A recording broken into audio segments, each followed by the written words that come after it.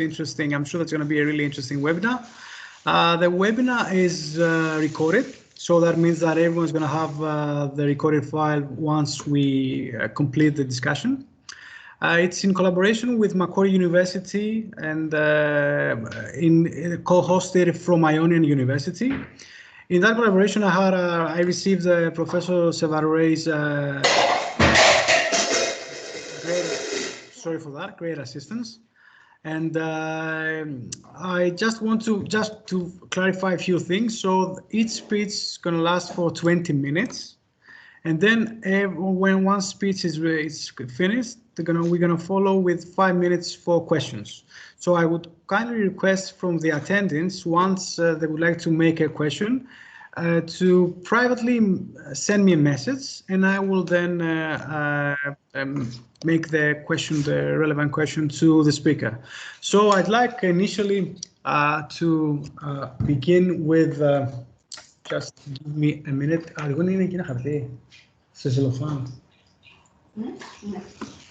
Okay, I'd like just to make a short introduction. So our first speaker and one of my really good colleagues, he's always there. So it's Joshua Felford. He's an internationally recognized law and technology scholar, specializing in digital property, electronic contract, big data, privacy, and virtual communities. He has written on the law and regulation of e-commerce and online contracts, and on the application of standard economic models to virtual environments. Professor Felford's current research focuses on big data privacy models and the next generation of legal applications for cryptocurrencies. Professor Felford consults with U.S. government agencies, including the White House Office of Technology and the Homeland Security Private Office on National Security, Privacy and Law Enforcement within online communities, and as well as on strategies for protecting children online. And I had the chance to personally meet him in Corfu a few years ago, and I was really honored for that. So I'd like to once again to thank you, Professor Felford, for accepting this invitation. And now the floor is yours. Wonderful. First of all, let me just check. Can you hear me, Nikos? Yep. Perfect.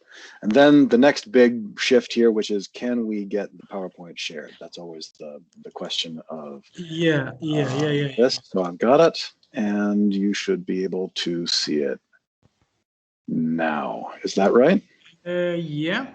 But yes, still loading. So I think that yes. Okay. I can see that. I think everybody. Okay, everyone. Yeah. Perfect. Then we'll go ahead and get going on that. So first of all, thank you so much, Nikos, for having me and for this opportunity to present. This is an extension of some work that Nikos and I began talking about probably, the better part of 10 years ago, isn't that right? Yeah, exactly. When we met in Corfu.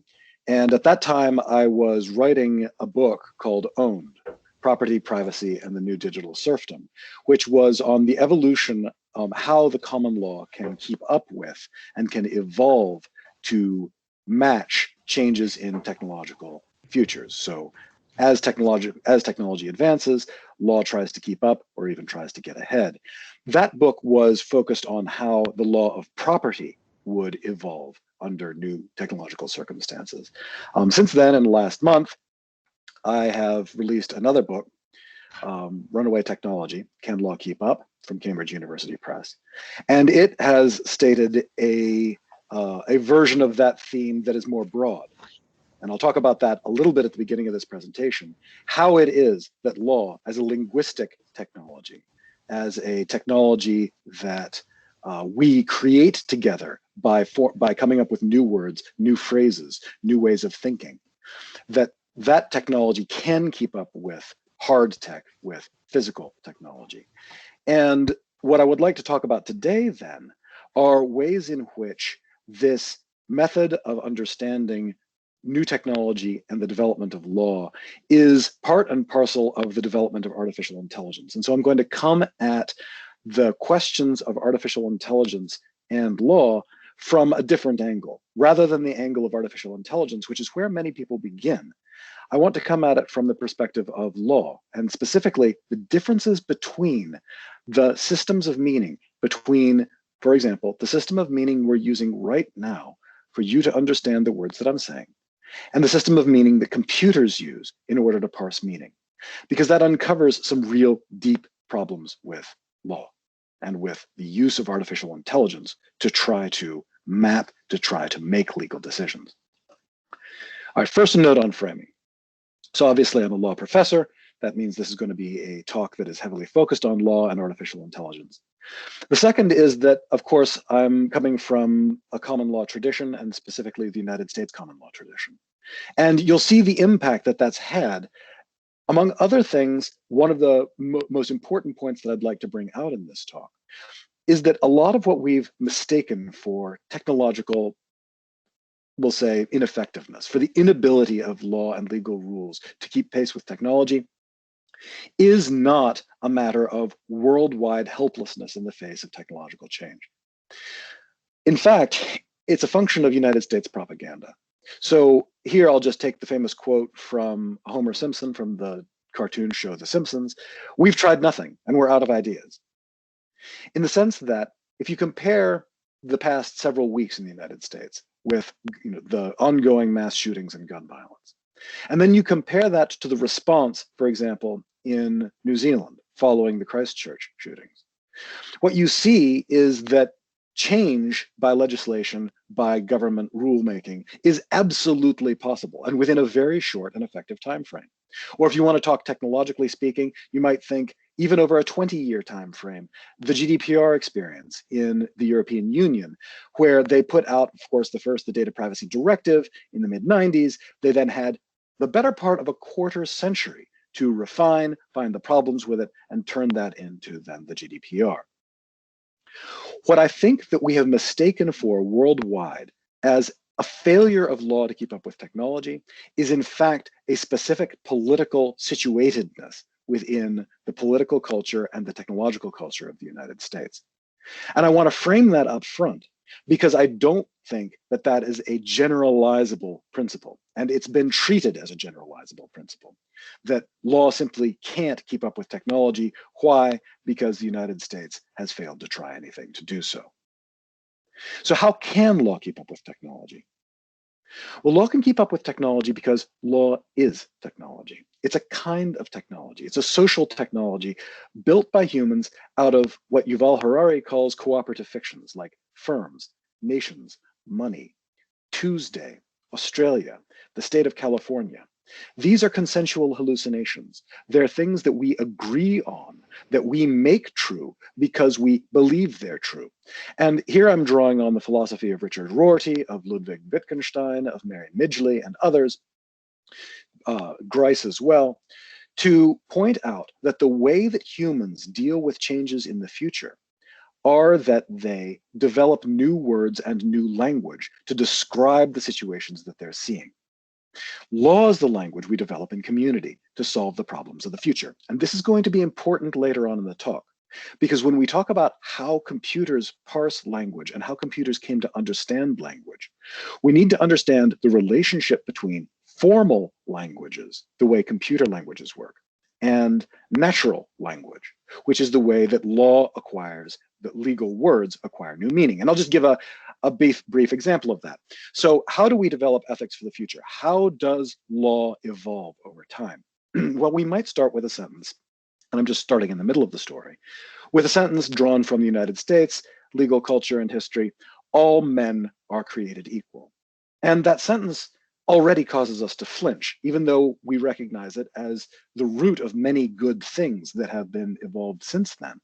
But we already understand that the sentence was wrong at the time it was stated, right? All men? Good grief. Created? What evidence is there for it? Equal? You have to be kidding me.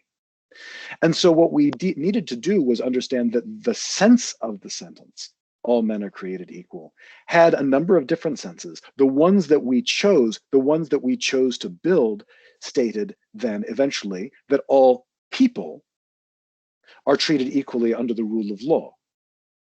So we substituted the idea of creation for equal treatment under the rule of law.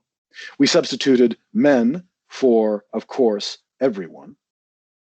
And we began to understand that equality was not a matter of given scientific statement, but a truth that we all make true by believing it's true, by treating each other as if it were true.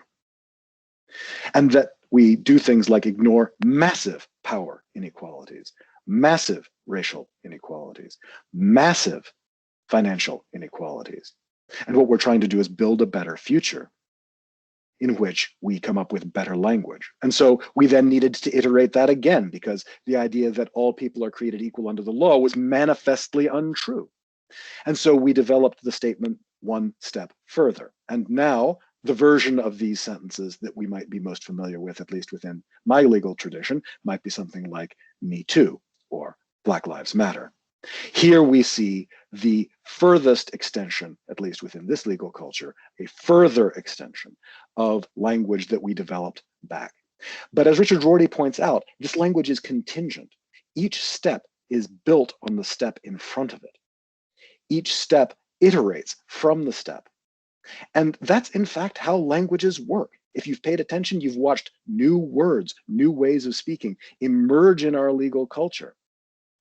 You've watched new words, new ways of speaking emerge across all cultures.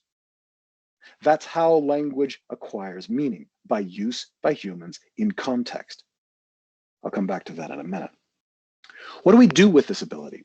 Well, this ability that we have of language is, we'll say, our superpower as humans.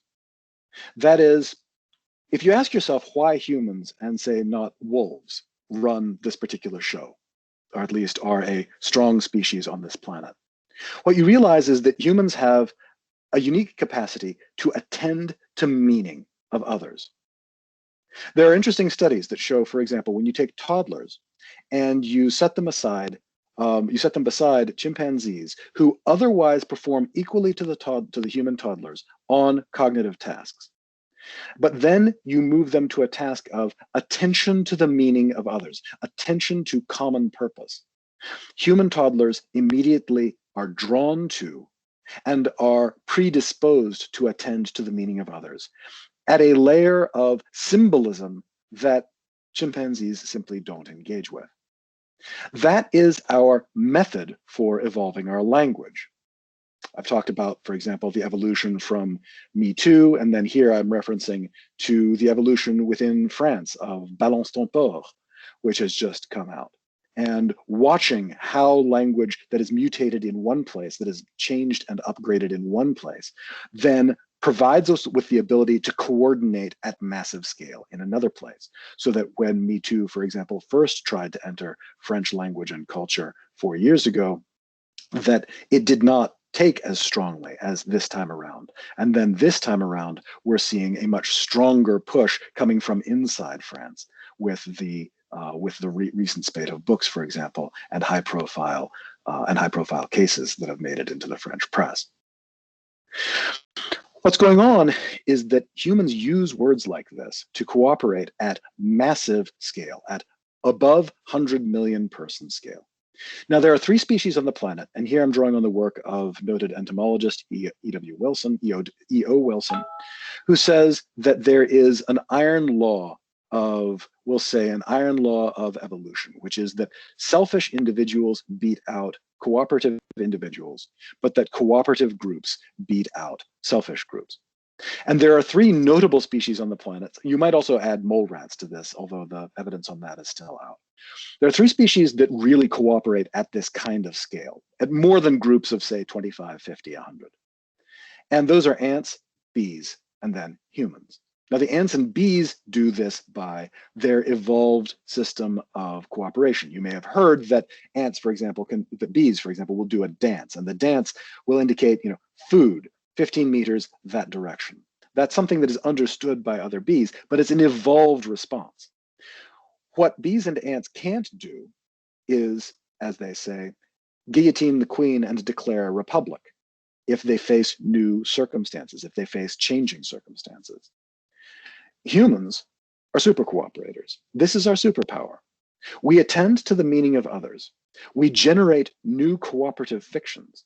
We use those new cooperative fictions then to coordinate at the 100 million person scale. And we build things like systems like the rule of law, laws themselves, money, time, space, the state of California.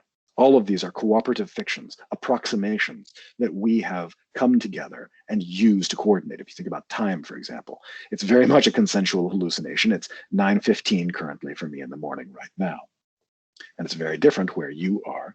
We've come to an agreement, a group agreement about what time it is, and that lets us coordinate. That lets us be here at the same time.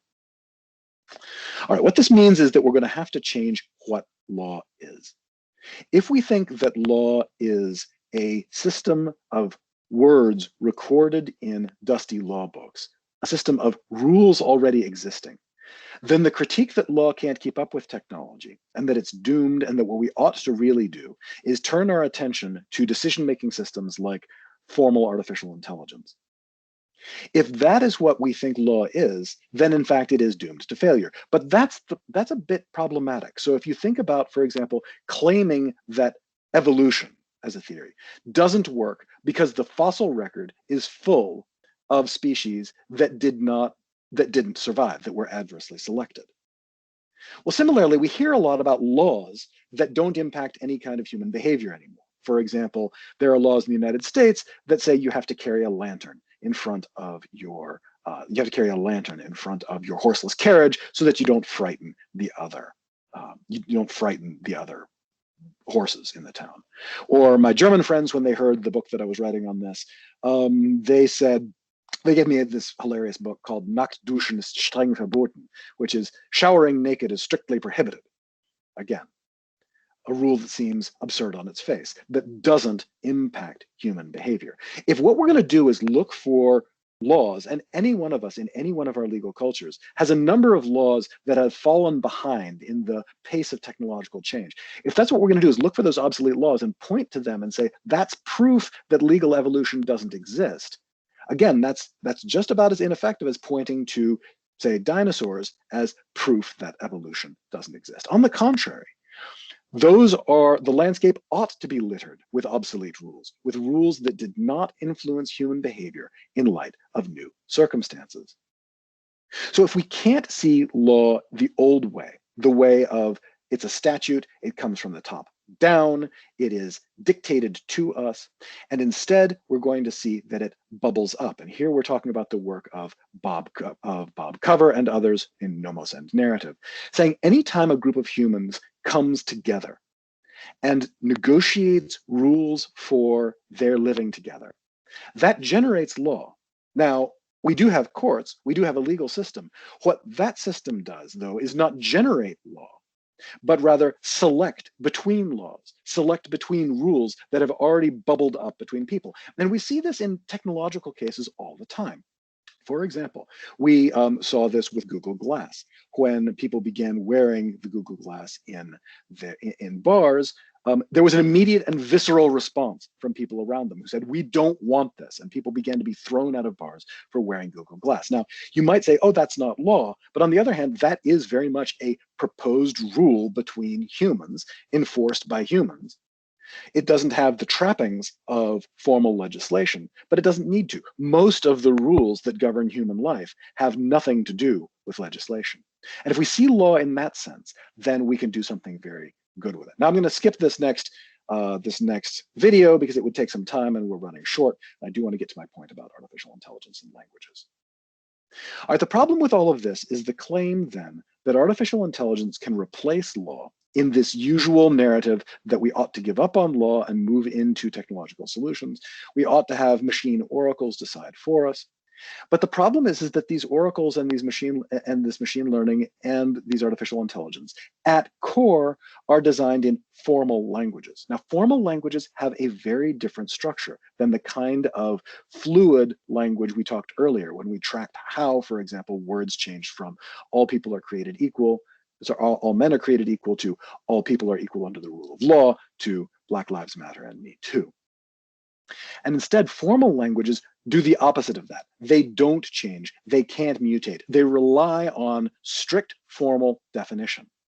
Now, in the history of how artificial intelligence then came to understand our speech, what we needed to do was create a hybrid of the two. It didn't work to teach computers French by teaching them the grammar and dictionaries of French. If it had worked, it would have been a very quick coding job. Computers are extremely good at dictionary lookups. They're extremely good at following formal rules. If natural language, as our grammar teachers taught us, were in fact a feature of manipulating formal rules, we would already have artificial intelligence that could speak these languages. And more than that, we would have artificial intelligences that could parse law, because law would be a formal language too. And I understand that I run into some tension here with some civil trained lawyers who do tend to think of law in this formal sense, in this sense that what we're doing is manipulating logic. And I have to point out the differences here. I think that that is absolutely not true, that the work of the law is natural language, even when we are working at its most formal. Now, what that meant was we needed to break the rules of defined language. We could no longer teach artificial intelligence to talk purely by teaching it the rules and the grammar and the vocabulary. It didn't work at all. The earliest efforts in the 1970s failed completely. Instead, what we needed to do is there was this shift in the, we'll say about from 2008 to 2010, and then it really came to fruition in 2017 to 2018. Maybe you noticed it at the time. Sort of 2010 was when I was with Nikos, and I was on sabbatical in Germany, and then traveled to Corfu and gave some presentations there, and to Ireland and a few other places. And when I got back then that year, I noticed that voice to text had taken a great leap forward, that I was able to speak to a computer and have the words come up on the screen consistently in a way that prior to really 2010 hadn't happened. And it's only gotten better from that point. Okay, what happened at that point? What happened at that point is we developed hybrid systems. It happened with the Enron scandal in the United States. The Enron emails were made available to researchers, and artificial intelligence developers scanned through those, and that became the start for using neural networks to scan enormous corpuses or corpora of human speech to learn the patterns, to learn what word comes next, to learn in what context am I using the word run, right? Run is a great example of why the dictionary approach simply didn't work, because there are 645 meanings of the word run in the English language, from to run a bath, to run up a tab, all to go for a run in the hose. All of those rely on context in order to generate meaning. And what AI had to do, what the neural nets had to do, was go through and start learning from massive numbers of examples of human usage. What that meant was that we have now generated this hybrid artificial formal natural language setup. But what it also means is that we do not have a formal language system for law that is susceptible to the parsing of legal algorithms, and specifically to their projection, to coming up with new meanings. An algorithm right now can't learn the next meaning of something by any other means than listening to how humans use it. It doesn't generate outcomes, it simply learns outcomes. And to that point, there is one final step that causes some difficulty, which is, if you think about how computers begin to affect language, they don't just learn it. Their method of simplifying it is to begin to speak it back to us. If you think about the famous Turing test, and then this is where I'll end. If you think about the famous Turing test said, when you speak to an entity, does a human know that it's talking to a computer? But that's a very simple version of the test. In fact, what happens in every human discourse is that humans, every time they use words, make bids for words to be understood in a new and slightly different way. For example, maybe you've noticed I've done it a bit in this talk. I've made bids for us to understand artificial intelligence in a certain way. I've made bids for us to understand the word law in a certain way and according to certain processes. I've made bids for us to understand the word language in certain ways and according to certain processes. And I've nestled those words within the network of meaning that I've been using in this talk. So computers can, by entering into conversation with us, begin to change the law. But what they're not going to do is project it by formal rules. And indeed, if we don't see the ways in which computer-generated bids on meaning change the path of the law, consider, for example, how much Me Too and Black Lives Matter within my own legal culture have changed things significantly. But if we consider then that in many of these circumstances, up to a quarter of the speakers in any given online conversation on Twitter are bots, what we're understanding is that the shape of the language, it's changing itself. That's what Turing missed. It wasn't just that we weren't able to tell that the other party was a human speaker or a machine. It's that they missed the feedback loop, that speakers immediately begin to define and change each other's languages. And that's the path we're currently on, unless we figure out a way of handling it so that we can incorporate then robotic assistance in generating rules that help us take a look into the future. And that's where I'll leave things. I'm at my 20 minutes, and I will look forward to any questions you might have. So I would like to thank you once again for this really interesting presentation. I already have some questions, but I'd like to know, we're going to have 5 minutes for questions now. So I'd like to remind to everybody that if you would like to make a question, just send me a private message and I will then address the question. And from the speakers, if you would like to make a question, you can just unmute your microphone and directly question Professor Pfeffel. So is there anyone that would like to make a question? Because I have one already. So Professor Sevarore, Professor Synodinou, Dr. Totero, any question for Professor Pfeffel?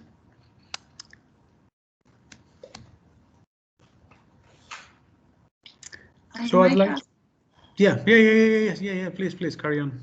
I mean, so first, thanks for the presentation and for the explanation. It's very much in line with, I mean, some of the topics that I'm researching into, and I actually had a very interesting conversation talking about language with linguistics. Like a month ago, where we actually discussing about that and how language affects also the spirit of innovation. So not just law, but everything. No? So looking into that and looking into, I mean, what you say at the end, no, the impact that computers might have in our own society, you know, the formal language. I mean, in a way that formal language, it's pre-programmed by us. I mean, by some people. There is certain design there. So although there are certain technical restrictions, but the rules, no, are created by humans, are crafted by humans, no, in probably what you also refer to in this cooperative, no, idea. When we're looking at all these advancements that we're seeing, not just in the field of, for instance, I mean, in AI, but not in the field of supervised learning, but also especially in reinforcement learning, where actually we're not using data, we're not. So it's like we're using this system of giving a reward to the machine or the robot if it's behaving, no, or giving a punishment. How do you see that? So how can you foresee, or what are your thoughts about how that can affect the meaning or language? Because as you said, no, it's something that doesn't go top down. It goes, I mean, down up. No, language is used by us, but language is also used for by the machine. So how do you foresee that looking forward when all these, I mean, when the push of reinforcement learning will grow? Because I bet it will, because hardware is growing, so it will. And so, I mean, what are your thoughts on that? Well, that's a great question. First of all, you know, we talk about using language, and yet it's I don't want to get too complicated, and you, of course, know far more about this than I do. But my understanding is that when computers make use of formal language, what they're doing is essentially the equivalent of a physical manipulation of a symbol set, and that in a way, the interpretation of the language as language is a metacognition layered onto that, meaning given to it by humans, but that the meaning remains absent at the computational level. And even when we talk about rewarding and punishing machines, and isn't that a strange way for us to talk about it? Note that the impact of the words is not found at the computational level, but the impact of the words and the way that we're thinking about it comes at this level of language. When we think of reinforcement, when we think of punishment and reward as systems that we are familiar with, that have a constellation of natural language meaning that make us go, okay, this is what I did with my dog.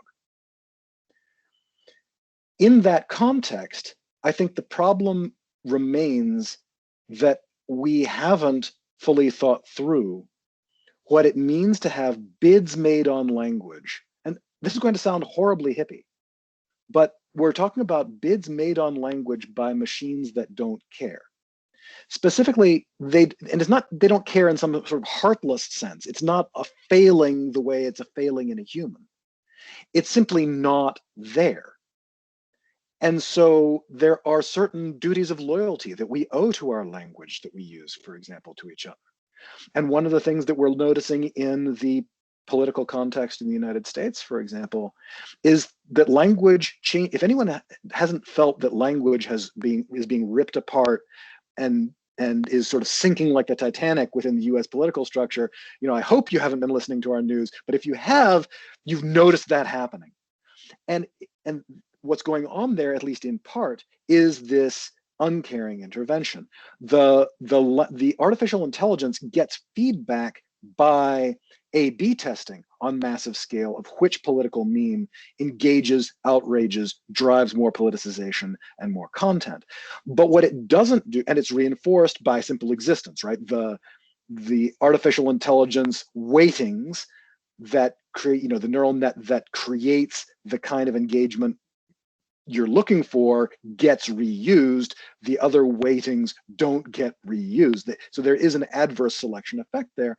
But what it's doing is it's simply selecting for effectiveness, and it owes no duty to language. And so we're seeing this acidic, this corrosive effect on our language. It is actively impeding our ability to talk to each other. And I've noticed this more and more. The same words in American English in the political context begin to take on radically different meanings. And that is strongly exacerbated by A/B tested engagement algorithms that are driving this differentiation. So, I think you're absolutely right. This stuff is here to stay. What we need, though, is to address it within our own system of meaning. The EU is addressing that right now. There are certain uses of artificial intelligence we simply are not going to use, not because they don't work, but because they damage the systems of community and communication that we use between each other. So thanks a lot for this interesting question and your really comprehensive answer, Josh. Really, thanks a lot. I also had a question, but I prefer to send you this question because then we can a little bit run out of time. Sounds great. Let's make sure we stay on time. So I'd like now to introduce Professor Niloufar Sevarrey. Professor Niloufar Sevarrey is a technology law scholar at Macquarie University in Sydney, here in Australia. Niloufar analyzes how technological change undermines the effectiveness of law, especially in the areas of intellectual property, data privacy, and cybersecurity. She considers how legal frameworks can be designed to accommodate technological change. Niloufar is the program director of the legal unit of the Optus Macquarie Cybersecurity Hub, editor-in-chief of the International Journal of Technology Policy Law and Telecommunications, editor of the Australian Journal of Competition and Consumer Law. Prior to joining Macquarie, Niloufar practiced as a solicitor in the Media and Technology Group at Ashurst and worked at Allens, and I had the honor to meet her in 2014 when she was working as a supervisor for my second doctoral degree in law at Macquarie Law University. Thanks once again for the collaboration and for the acceptance for giving and sharing with us a speech on this topic. So the floor is yours. Thank you so much, Nikos. Now for my slides, do I take control? I'm sorry. Yeah. You should I share just your put screen. my slides up. Can you see that? Not yet. Did you share the screen? Yes, sorry. There's a button on the top right that if you where it says leave, next to that, yes, that's the one. Yeah, now I can you see can that. see it now? Yeah, I think everyone is able to see that. Great. Thank you very much. Hello, everyone. It's lovely to be with you this evening or this morning or this afternoon, as the case may be, depending on where you are in the world. As Nikos kindly mentioned in his introduction, I'm Nilufer Servadure and I'm from the Macquarie University Law School in Sydney, Australia. The central question to be addressed by my paper today is, should AI-generated inventions be granted patent protection? Since the inception of patents law, the concept of inventiveness, which is of course a prerequisite for patents registration, has assumed the presence of a human inventor. Patentability principles such as the need for an inventive step, as judged by a non-inventive hypothetical skilled expert, and the need for the invention to generate unexpected results that are not obvious, require the examination of the cognitive processes of human beings, both the intellectual processes of the claimed inventor and also the skilled persons who are examining the invention. So applying a legal framework to automated or semi-automated inventions was always going to be problematic. However, there are two distinct dimensions to this problem that need to be addressed, and they're commonly conflated in law reform discourse. The first question is intrinsically an economic public policy and philosophical question, which is, should a patent be granted to an inventor who is an AI system? In order to address this question, it's necessary to consider the type and form of inventiveness that society wishes to protect through patents. Patents, of course, create monopolies to promote innovation and progress and economic growth, and we need to consider whether there's economic and social utility in conferring such protections to machines or AI systems. The second question is intrinsically a legal question, and that is, can AI-generated inventions satisfy the legal standards of inventiveness prescribed in patent statutes and illuminated by decades of patent case law? To address this second question, it's necessary to evaluate the inventive process of the claimed invention, to delineate the human and automated facets of the inventive process, and identify where the weight of legal inventiveness lies. And typically there'll be a spectrum of potential possibilities. The invented contribution could lie with the creator of the AI algorithm and the AI system, or it could be attributed to the AI system itself. In some cases, it may even be the developer of the training data or others in the chain of creation. But both these questions have to be answered in the affirmative if we wish to grant patent protection to AI-generated inventions. In my talk today, I will start with the Australian position and then situate it within the wider international discourse created by the multi-jurisdictional Davis litigation. I will then use some case studies from digital finance to illustrate the reform discourse. So let's start with the first question of proprietorship. In Australia, Section 15 of the Patents Act, which is in Chapter 2, Part 2 on ownership, states that a patent can be granted to a person who is the inventor. The Act's Interpretation Act, Section 2C, talks about the meaning of person and includes both a natural and a legal person. Legal persons, of course, being corporations and state entities and so on. However, Section 15 of the Patents Act refers to the fact that a patent may be granted to a person whether he or she is an Australian citizen. Now, this use of personal pronouns suggests the inventor must be a natural person. But irrespective of this distinction between natural and legal persons, what is clear in Australian law is that an inventor cannot be a machine. And as we'll see, this position is broadly replicated in jurisdictions across the world. Now, the second question of inventiveness is distinct and it's a legal question. And Section 18 of the Patents Act states that an invention is patentable if it is a manner of manufacture. And in the leading High Court case in Australia on this, National Research Development Corporation and Commission of Patents, the High Court held that an invention was patentable if it created an artificial state of affairs which was of economic utility.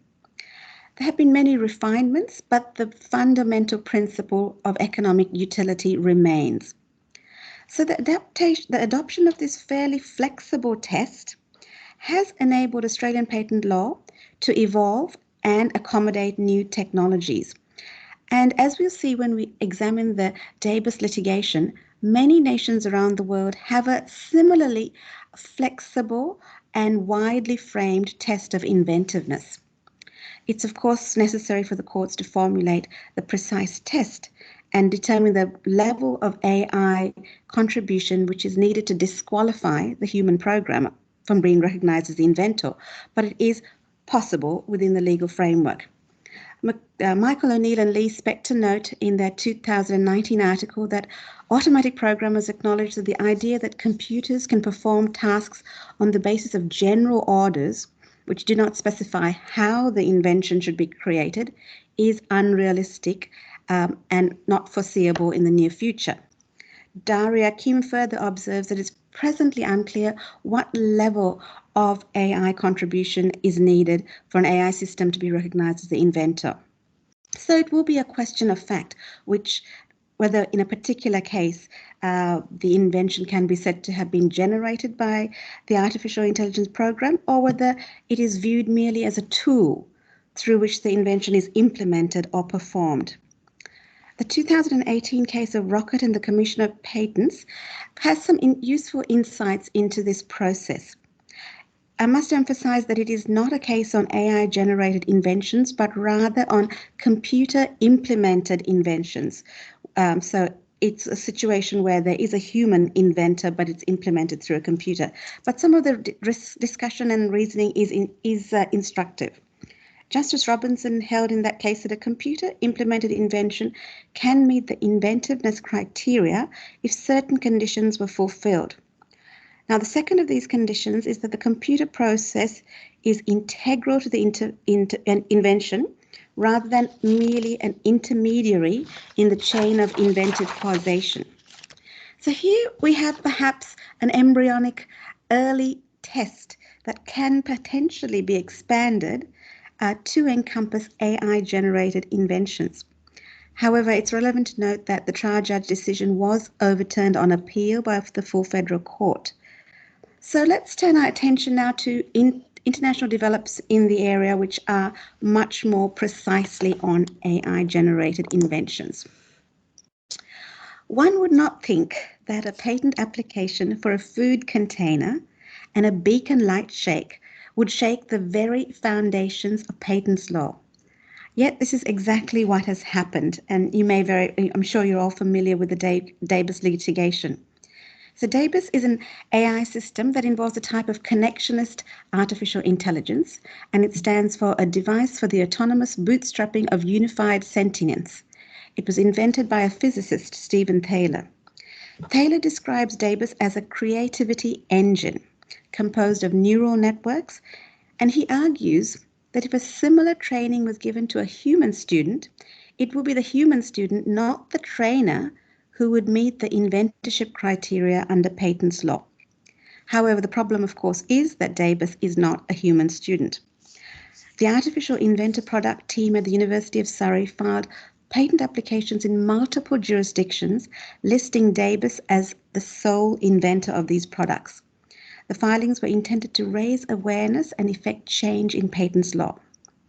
The multi-jurisdictional Davis litigation is a very useful prism through which to examine the different perspectives of the USA, the UK, and Australia on the patentability of AI-generated inventions.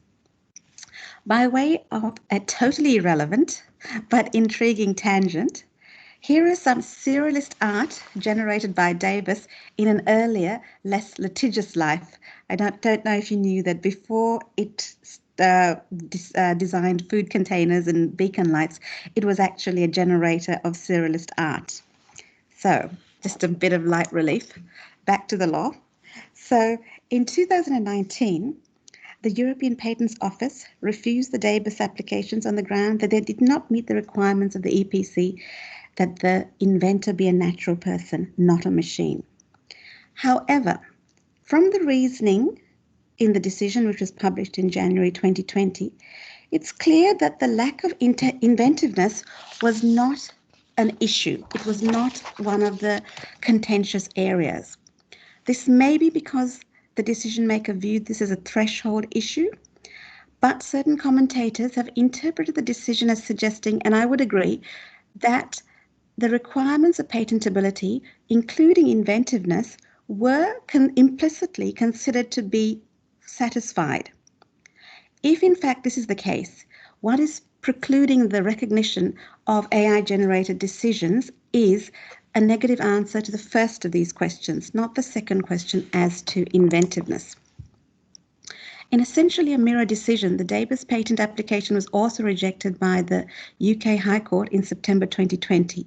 Interestingly, once again, it was the first of our two questions as to proprietorship, not the second question as to inventiveness, that was the substantive barrier. Also interestingly, the court left open the possibility that the owner of an AI machine that invents something could be granted a patent. Justice Smith noted, and I quote, "The question whether the owner, controller of an artificial intelligent machine that invents something can be said to be the inventor was not a matter that was argued before me.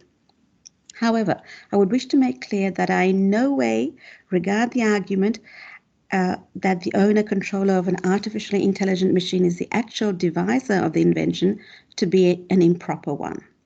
So that is very hope-inducing, very supportive of the substantive law on inventiveness. The USA DABUS litigation, a similar result transpired in the US District Court for Eastern Virginia in February 2021. The USPTO compellingly argued that the patent legislation uses personal pronouns, himself or herself, to refer to the inventor, and the court agreed with the USPTO submission that interpreting inventor to encompass machines would contradict the plain meaning of the patent statute. We also have a decision from Australia. A patent application was filed in 2020, and we have a patent office, not a court decision, a patent office decision in February 2021 that a patent has to be by a natural person, but not judicial decision on that issue as yet.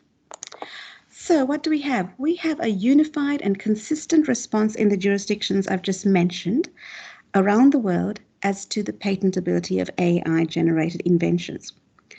But to address our first question, we need to assess if such a situation is appropriate from an economic, public policy and philosophical basis.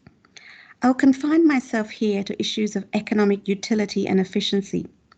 On a purely commercial basis, not having patent protection for AI-generated inventions will deter research and development and innovation in this critical area.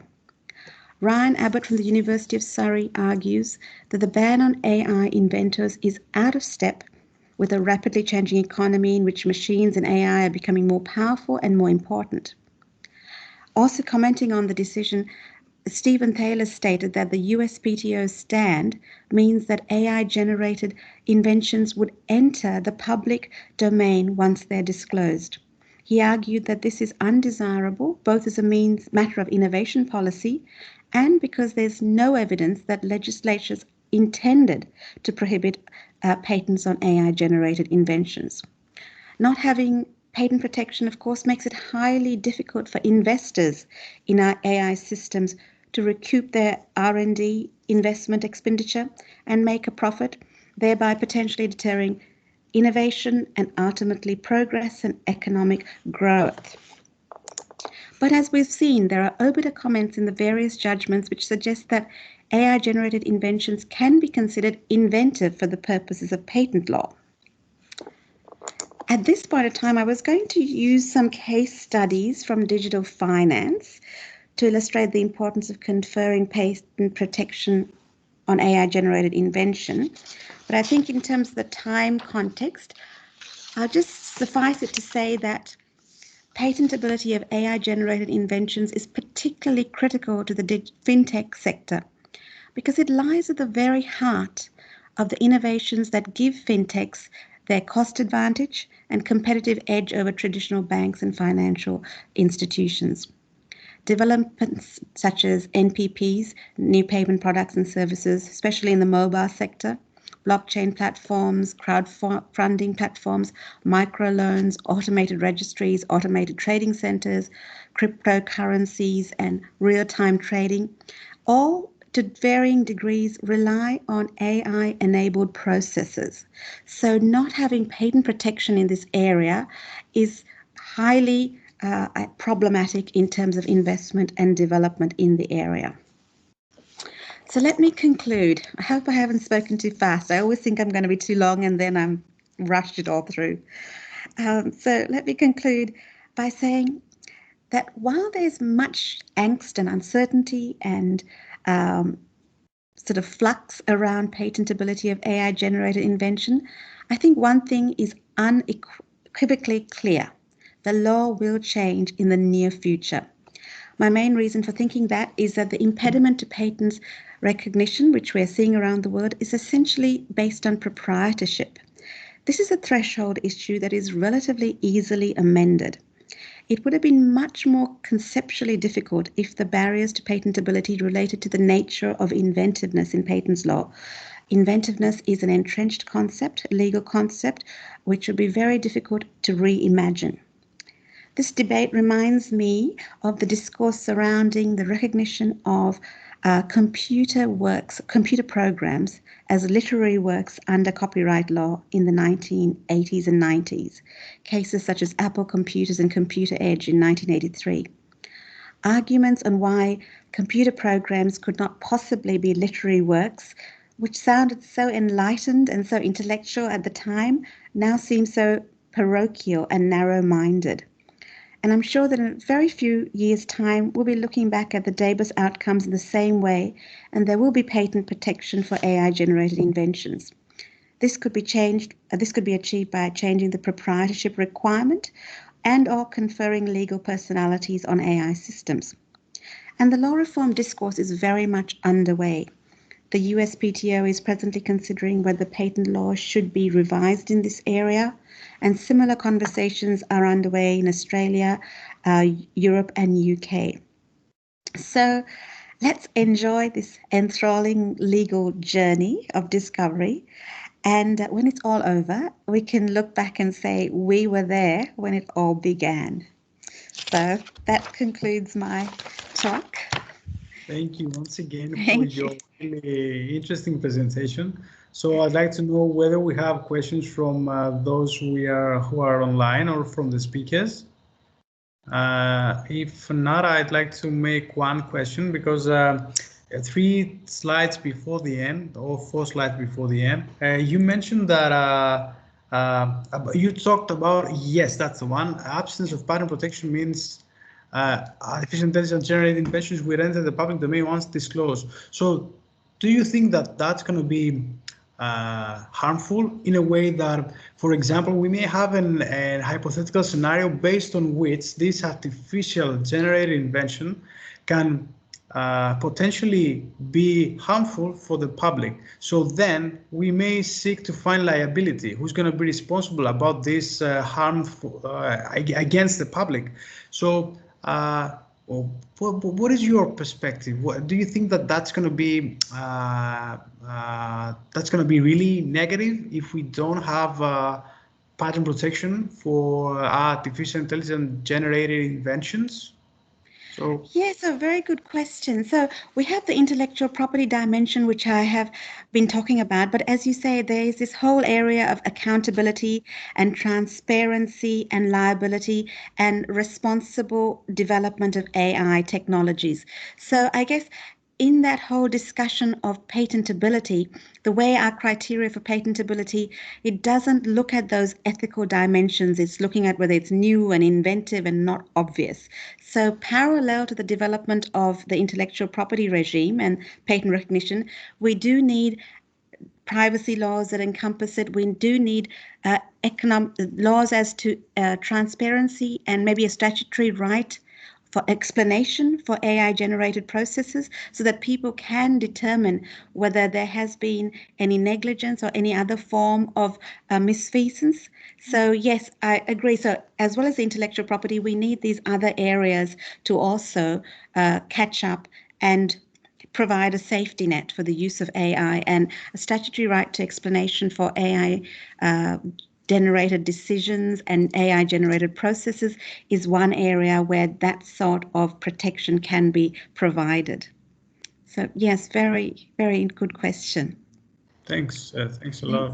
Thanks a lot. I would also like to ask something. Congratulations for this inspiring talk, Professor Salvadori. Of course, I can understand that there are many economic justifications for protecting this new output, this new innovation, we could say. But on the other hand, I was wondering, is there also a moral case for doing it? And from an intellectual property law perspective, we know that humans, they get intellectual property protection, and they are encouraged to invent, to create, and in general to entail in creative activities. But would this be the same for a machine? Maybe not now, but maybe in the future. I would like to have your opinion on this, because this is something also that I am thinking a lot of it about it, and I have seen it more from the copyright law perspective, but I would like also to have the perspective of patent law on this. Yes, a very good question. Thank you very much. A very, very insightful question.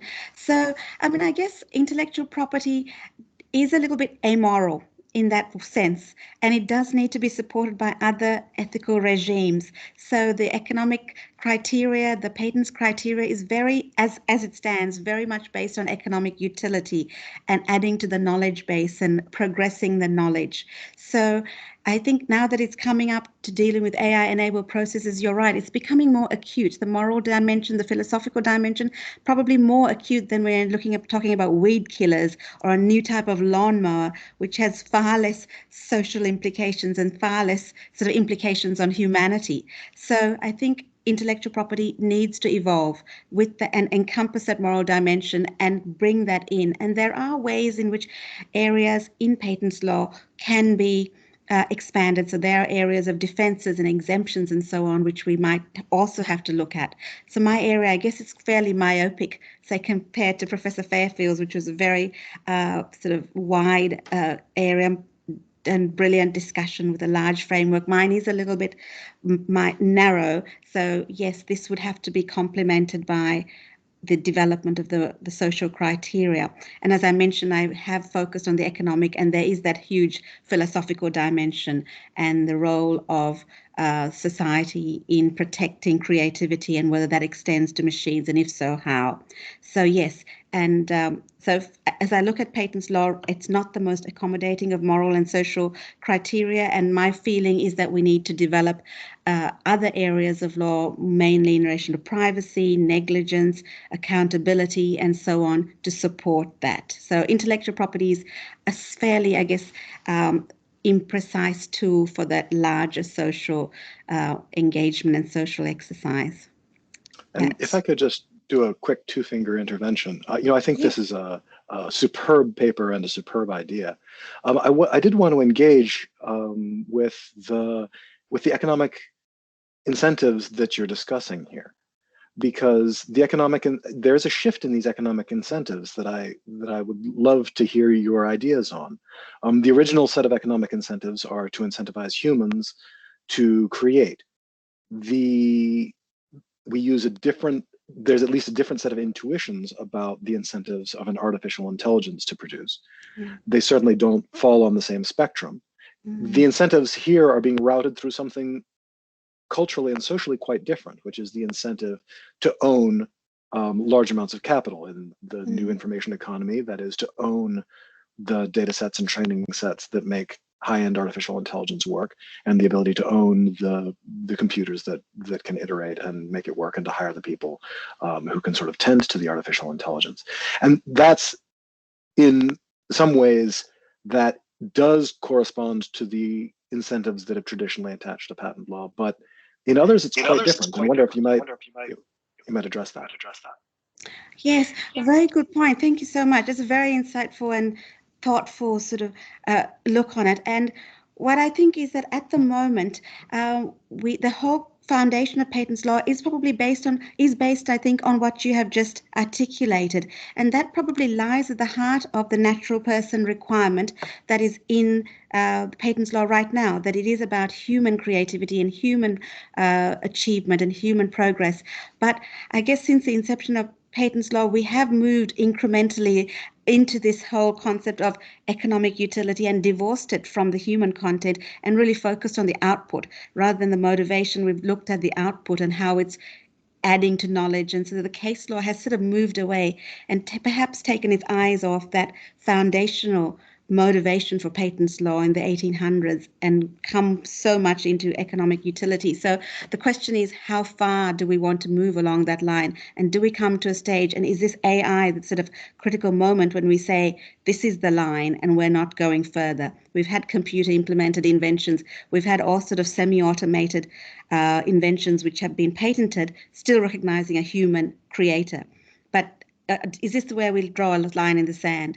So that's sort of very much, I guess, a philosophical question, and economic criteria is just one facet of it. And then there's that whole philosophical dimension, which I mentioned, which I haven't looked at, where we would have to look at to make a decision as to what society thinks is the right way to proceed. And there is a lot of emotion in this area too. And there's concept that we don't give machines the same sort of respect and recognition that we have been giving human creators in intellectual property law.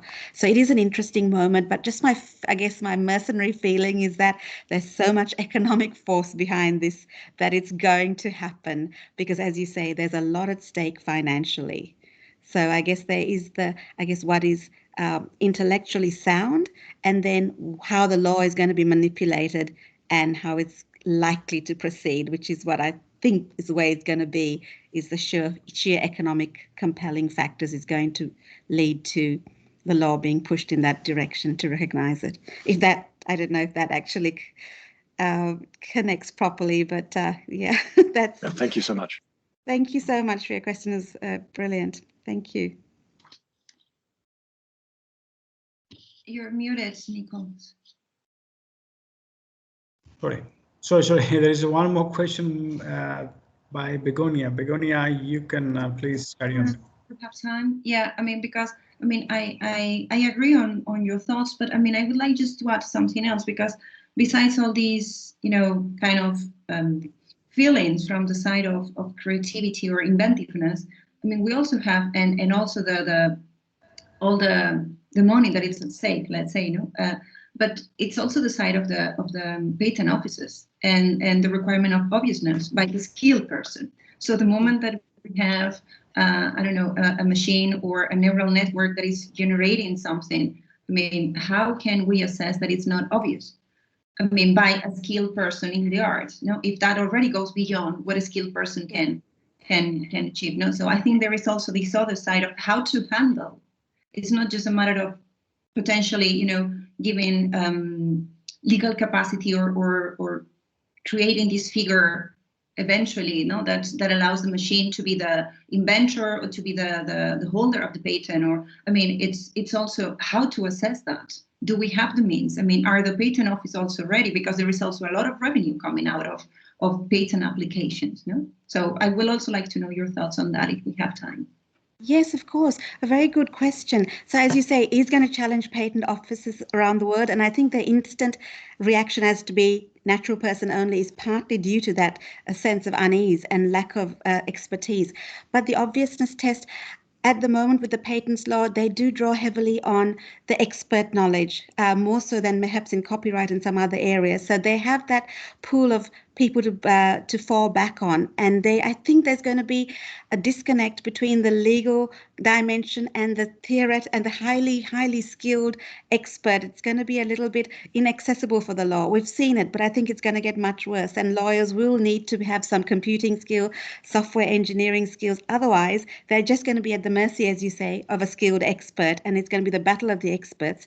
And judges and patent officers are going to struggle to make meaningful decisions. So yes, and I think that's a skilling, like I teach technology law, and I see these students coming through who are also software technicians, computing people, and they have such a insight that I don't have. I'm an arts law person, and I think that might be the future, that we're going to have those sort of technical law people in their space more so, and we'll need that, because otherwise we are going to be, law is going to lose connection and sort of lose control. Yeah, but very good question. So thanks a lot once again for this brilliant and really inspirational presentation, as you understood. I'd like now to introduce Associate Professor Tatiana Eleni Synodinou. So Tatiana Eleni Synodinou is an Associate Professor of Private and Commercial Law at the Law Department of the University of Cyprus. She is the author of numerous books, journal articles, and chapters in edited books in copyright law, internet law, media law, property law. She is the founder and chair of the Cypriot branch of ALAI and member of the European Copyright Society. And I also had the honor to firstly meet here in 2012 during the 13th International Conference of ESA in Cyprus. And also we met once again in Belgium, in Brussels in 2018 during another interesting conference about the Quo Vadis copyright, EU copyright Quo Vadis, when she also gave a really interesting presentation. So Professor Synodinou, the floor is yours. Thank you very much. It's a great joy to participate to this inspiring event. I'm really grateful to the previous speakers for these contributions, which are complementary also to my contribution, I hope. I would like to thank you, Nikos, for this invitation. I would like also to thank for the organization of this event. Now, can I share my slides now, or shall I do something? Yeah, it's on the right-hand side, just okay, next to the... I will do it right now. Yeah, press check on its screen. Okay,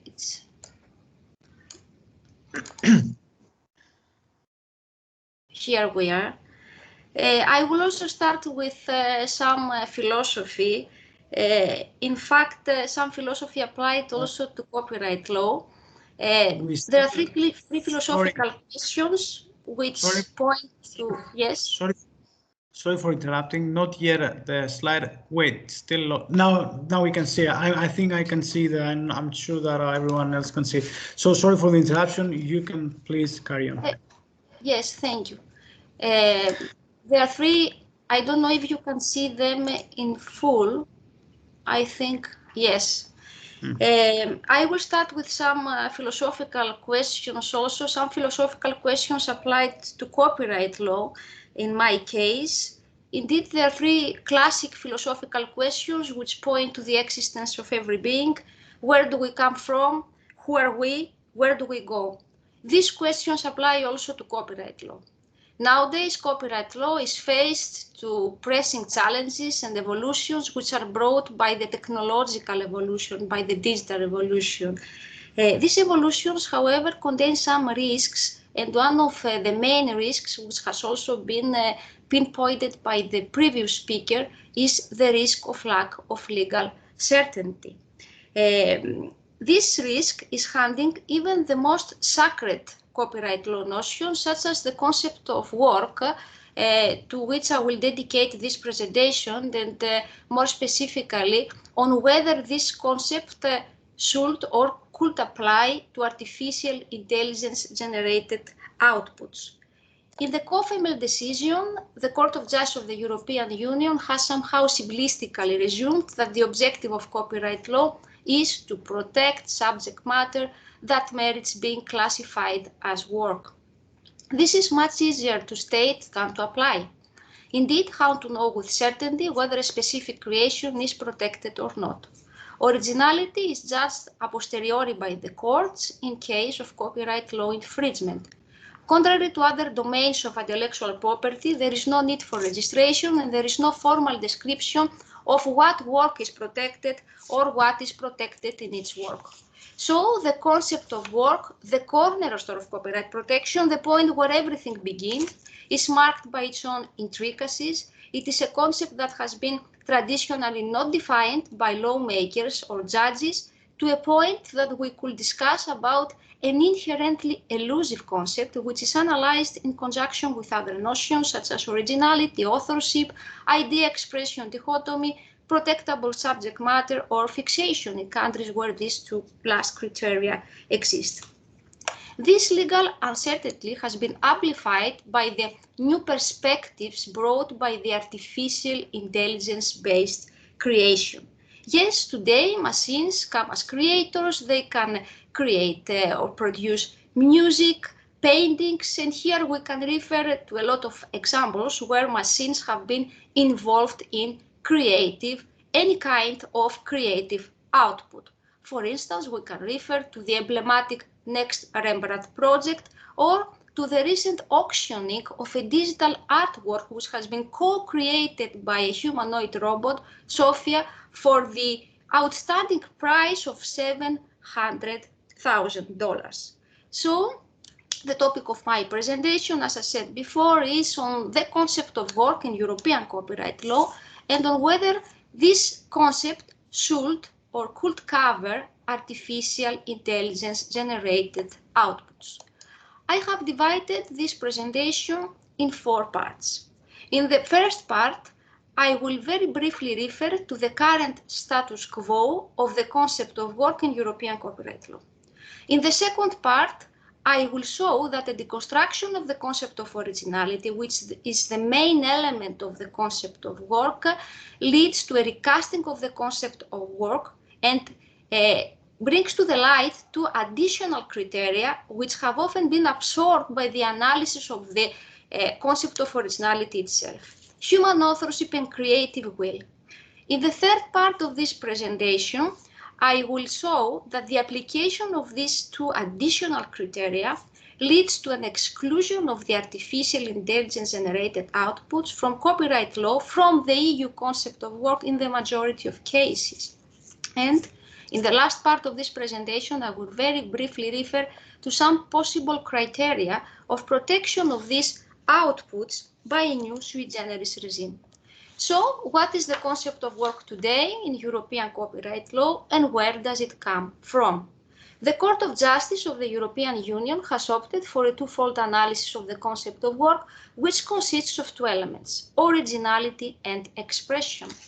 Starting from originality, it is well known that the European harmonization of the criterion of originality as the author's own intellectual creation standard was born by the European legislator in 3 directives for 3 specific categories of works: for software, for photographs, and for databases, and it was later expanded to the whole copyright law universe through the seminal InfoPac judgment.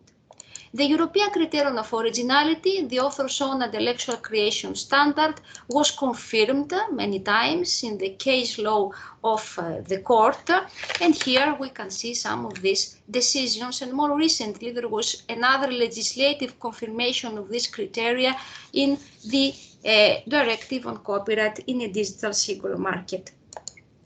Born out of compromises, the European criterion of originality was unsurprisingly trapped in the classical controversy between subjective and objective approaches on originality. So against this background, the Court of Justice of the European Union intervened again in order to give substance to this notion, and the court insisted and emphasized on the reflection of the personality of the author as an essential component of the European concept of work in a series of cases. Apart from originality, a work needs an expression, and here the Court of Justice of the European Union in the Levola decision brought to the light the criterion of expression as an autonomous component of the European concept of work. And in Levola, the court further said that this expression should be precise and that this expression should be objectively identifiable by the public. First, the court's understanding of the precise expression could be seen as a restatement of the fundamental copyright law principle of the non-protection of the ideas. Indeed, in the copyright law rhetoric, precise expressions are often extrapolated from abstract ideas. While the former are protected, the latter are not. The second requirement is that this expression should be objectively identifiable by the public, and here we should understand this conception of the court as the need to perceive the form, the expression of the work at a first perception level in order to distinguish this expression from other expressions. Here we can recall that the Levola decision, it was a decision where the court examined the possibility to protect by copyright law the taste of a food product. So one of the main issues was this objectivity of this expression. Undoubtedly, originality is the philosophical stone upon which copyright law protection is built. The European criterion of originality, the author's own intellectual creation standard, is a hybrid notion which is analyzed under two axes. First, regarding the work and its individuality, and second, regarding the author, who is the source of this individuality. So, in other words, the European definition of originality consists of two elements. On the one hand, through the originality threshold, an analysis is made in the inherent creativity of the work. On the other hand, through the same criterion, an analysis is made on the personal input of the author, on the concept of authorship. In this context, authorship is a fundamental component of the European criterion of originality and of the European concept of work. As I will show now, the concept of authorship is intrinsically linked to two additional criteria which have often been absorbed by the analysis of the dominant concept of originality: human authorship and creative will. First, both the Berne Convention and European copyright law embrace an understanding of authorship according to which the author is the human, the natural person who created the work. Some expressions of this principle are the calculation of the term of protection after the death of the author and the recognition of moral rights which aim to secure elements of the author's personhood.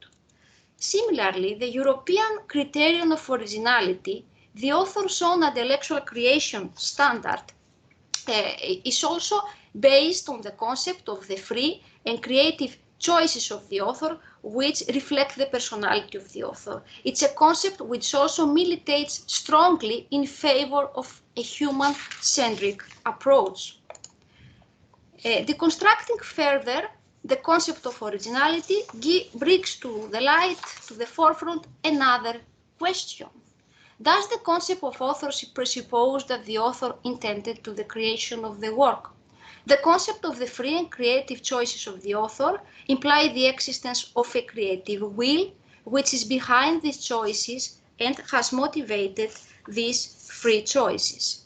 The prerequisite of creative will is not officially established in copyright legislations, but it has been recognized as a criterion for the protection for the recognition of joint authorship, where, depending on the jurisdiction, either a common intention, a common inspiration, a joint plan or design is required in order to recognize joint authorship.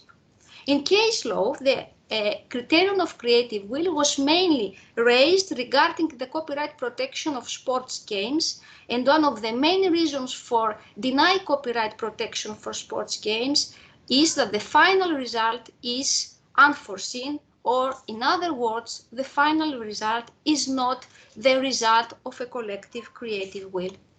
This principle has been affirmed worldwide, and here we can refer to a USA case, LPA versus Motorola, a Canadian decision where it was held that despite the degree of the planning involved, what happens in the field is necessarily unpredictable, so it cannot be protected by copyright law. And also in European copyright law, in the Football Premier League and Murphy rulings, where the Court of Justice denied copyright protection for sports events as such, since they are subject to the rules of the game and there is no place for creative expressive freedom. Here, of course, some clarification is necessary. Athletes do have some individual choices, their own creative choices. We could say that there's a kind of creativity in each game. However, the final result is unforeseen. It is not the result of a collective creative will. This prerequisite, the prerequisite of the collective will, of the creative will, will serve to exclude from copyright protection works which have been generated out of outputs which have been generated out of a creative process or context, such as, for instance, the recording of a testimony by the police, since in that case there is no conscious placing of the witness in a creative process. So, on the basis of the above, the concept of work should therefore be recognized and analyzed differently under a four-step analysis. Apart from originality and expression, we need also to focus on the concept of human authorship and the concept of creative will. These two last criteria, human authorship and creative will, up until now, have not been analyzed, since in the majority of cases there were not serious questions regarding either human authorship, except, for instance, the famous selfie monkey Naruto case, or creative will. However, this is not the case anymore with the rise of artificial intelligence-based creation. But what is artificial intelligence-based creation today, and why these criteria are so relevant, and these criteria lead to an exclusion of artificial intelligence-based creation in the majority of cases from the European concept of work. While in the past artificial intelligence was mainly based in symbolic reasoning, high computational power and the massive input of data have enabled the advancement of more expert artificial intelligence systems, which are working like the brain, in the sense that they consist of artificial neurons which are mimicking those of biological brains.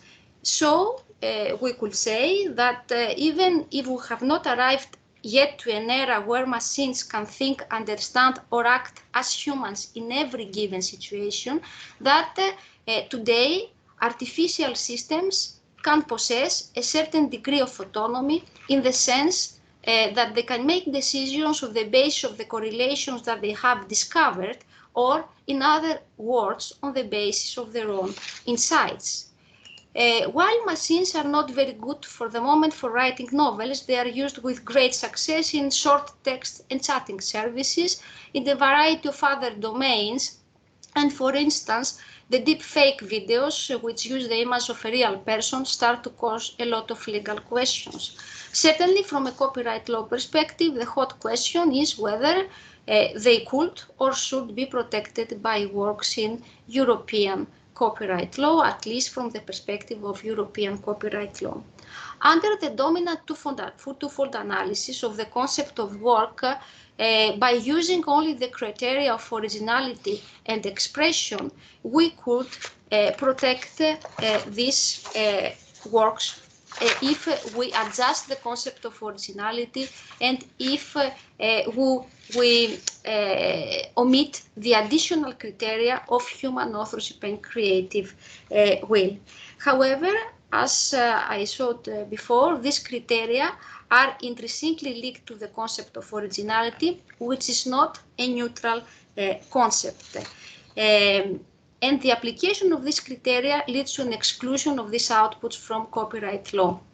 Indeed, In order to protect artificial intelligence output from copyright law, we need to identify a human author and the free and creative choices of this human author. Here we have two main candidates. The first one is the user of the machine. It's the user who will instruct the machine to create a song in the style of Rolling Stones. However, unless we're discussing about a system which is used as a tool in the hands of the user, in the majority of cases, in more advanced artificial intelligence system, the user could be seen only as a distant instigator of the final output, which is decided by the choices made by the machine. Another candidate, a prominent one, is the software programmer, or more correctly, the software programming team who created the software which acts as the mind of the system, of the artificial intelligence system. Here, of course, we have humans and we have free and creative choices made by humans. However, these choices point to a specific expression, the software, and not to the final outputs, which are again determined by the decisions made by the machine. Attributing authorship for the general planning or design could be seen as a violation of the sacred copyright law principle of the non-protection of the ideas. So, if it is not possible to protect by copyright law these outputs, the question is whether we should modify copyright law in order to make it fit to the needs of the artificial intelligence-based creation. A precursor of such an approach has been the United Kingdom regime for computer-generated works, which recognized the possibility to protect by copyright law outputs generated without a human intervention. These outputs are attributed to the person, the natural or legal person, who made the necessary arrangements for the creation. I'm not convinced from such an approach. Instead of genetically modifying the European copyright law ecosystem, I believe that a more clear solution should be to protect these outputs by a new sui generis right. Bernd Hangenholz, in a very inspiring opinion, held the view that related rights and sui generis rights are out of date. I agree with this view. The existing related rights, such as the broadcaster-related right, are not up to date with the modern technological realities, since often the investments made by these right holders are over-reimbursed. I also agree with other arguments against the introduction of sui generis rights, such as their necessary national or regional character, because they are not part of the international copyright law acquis. However, leaving these outputs to the public domain also has some drawbacks. A lot has been said about the potential detrimental effect for the market of works of human authors. Indeed, who will pay for a translation, a music, or a photograph if he or she can find something similar generated by a machine for gratis or at a very low price? Others have pointed out to the intricacies to prove which part of the output has been generated with the assistance of the machine, and in that case it belongs to a human author, or it has been fully generated by the machine, and in that case it will belong to the public domain, or to the potential unwillingness of the owner or the user of the machine to reveal that the output has been fully generated by the machine in order to avoid the public domain. So if we opted for a sui generis right, what will be the foundation of this right? Again, economy, investment again. This right will be based on the substantial investment made for the production of the artificial intelligence system. It will belong to the owner of the system. As regards the scope of this right and its content, it should be necessarily thin. It will cover only the commercial exploitation of the whole or substantial part of the output, no moral rights, of course, and it will have a short, non-renewable term of protection. Of course, empirical in-depth research is required in order to prove the advantages of such a solution against other solutions, such as the belonging of these outputs to the public domain, or protection by other means such as contractual protection, extra-contractual liability, trade secret, unjust enrichment, or unfair competition. So these were my thoughts regarding the possibility of protecting these outputs as works in European copyright law, and I'm very looking much forward to the discussion. Thank you very much for your attention. I should thank you once again for a really interesting presentation and your approach, always in the light of copyright regulations and how they should respond in that respect regarding artificial intelligence generated works. So I'd like to see whether anyone from the audience has a question to address, or anyone from the speakers. I would like to ask something, because I have one a question, comment, sort of. So I'd like to know whether anyone else, either Josh or Professor Salvatore or Begonia, have a question for Professor Sinovenou. If I'll certainly have one. Yeah, yes, please carry on. Great. So I wanted to continue the sort of discussion we've been having throughout, right? This sort of division between machine and human, and then economic and moral rights. It seems to be a theme that we have developed throughout these conversations. And here I'm hearing, if I hear your proposition correctly, you're deciding to protect certain economic rights in machine-generated patents, even though it's your view, and I think I probably agree with it, that it doesn't meet some of the originality requirements, for example, in patent law, and you're also talking about copyright law in a similar vein, which I think is entirely appropriate, given, for example, the Google versus Oracle decision, which does reopen Pandora's box as to whether or not machine texts, that is, texts that work as machines, constitute creative works or constitute machines. In light of that, I wonder how you might respond to the following. What if economics becomes entirely divorced from humanity? So my kid brother is creating a platform. He's the lead engineer on the Google Waymo autonomous cars project and works on stuff on the side. He's creating a platform to let artificial intelligence run its own wallet on a blockchain and learn to perform tasks that generate income. Now, in a sense, that's one of the mirror operations to what we're talking about here. We're talking about here where an artificial intelligence generates, we'll say, ideas, even though they're not quite ideas.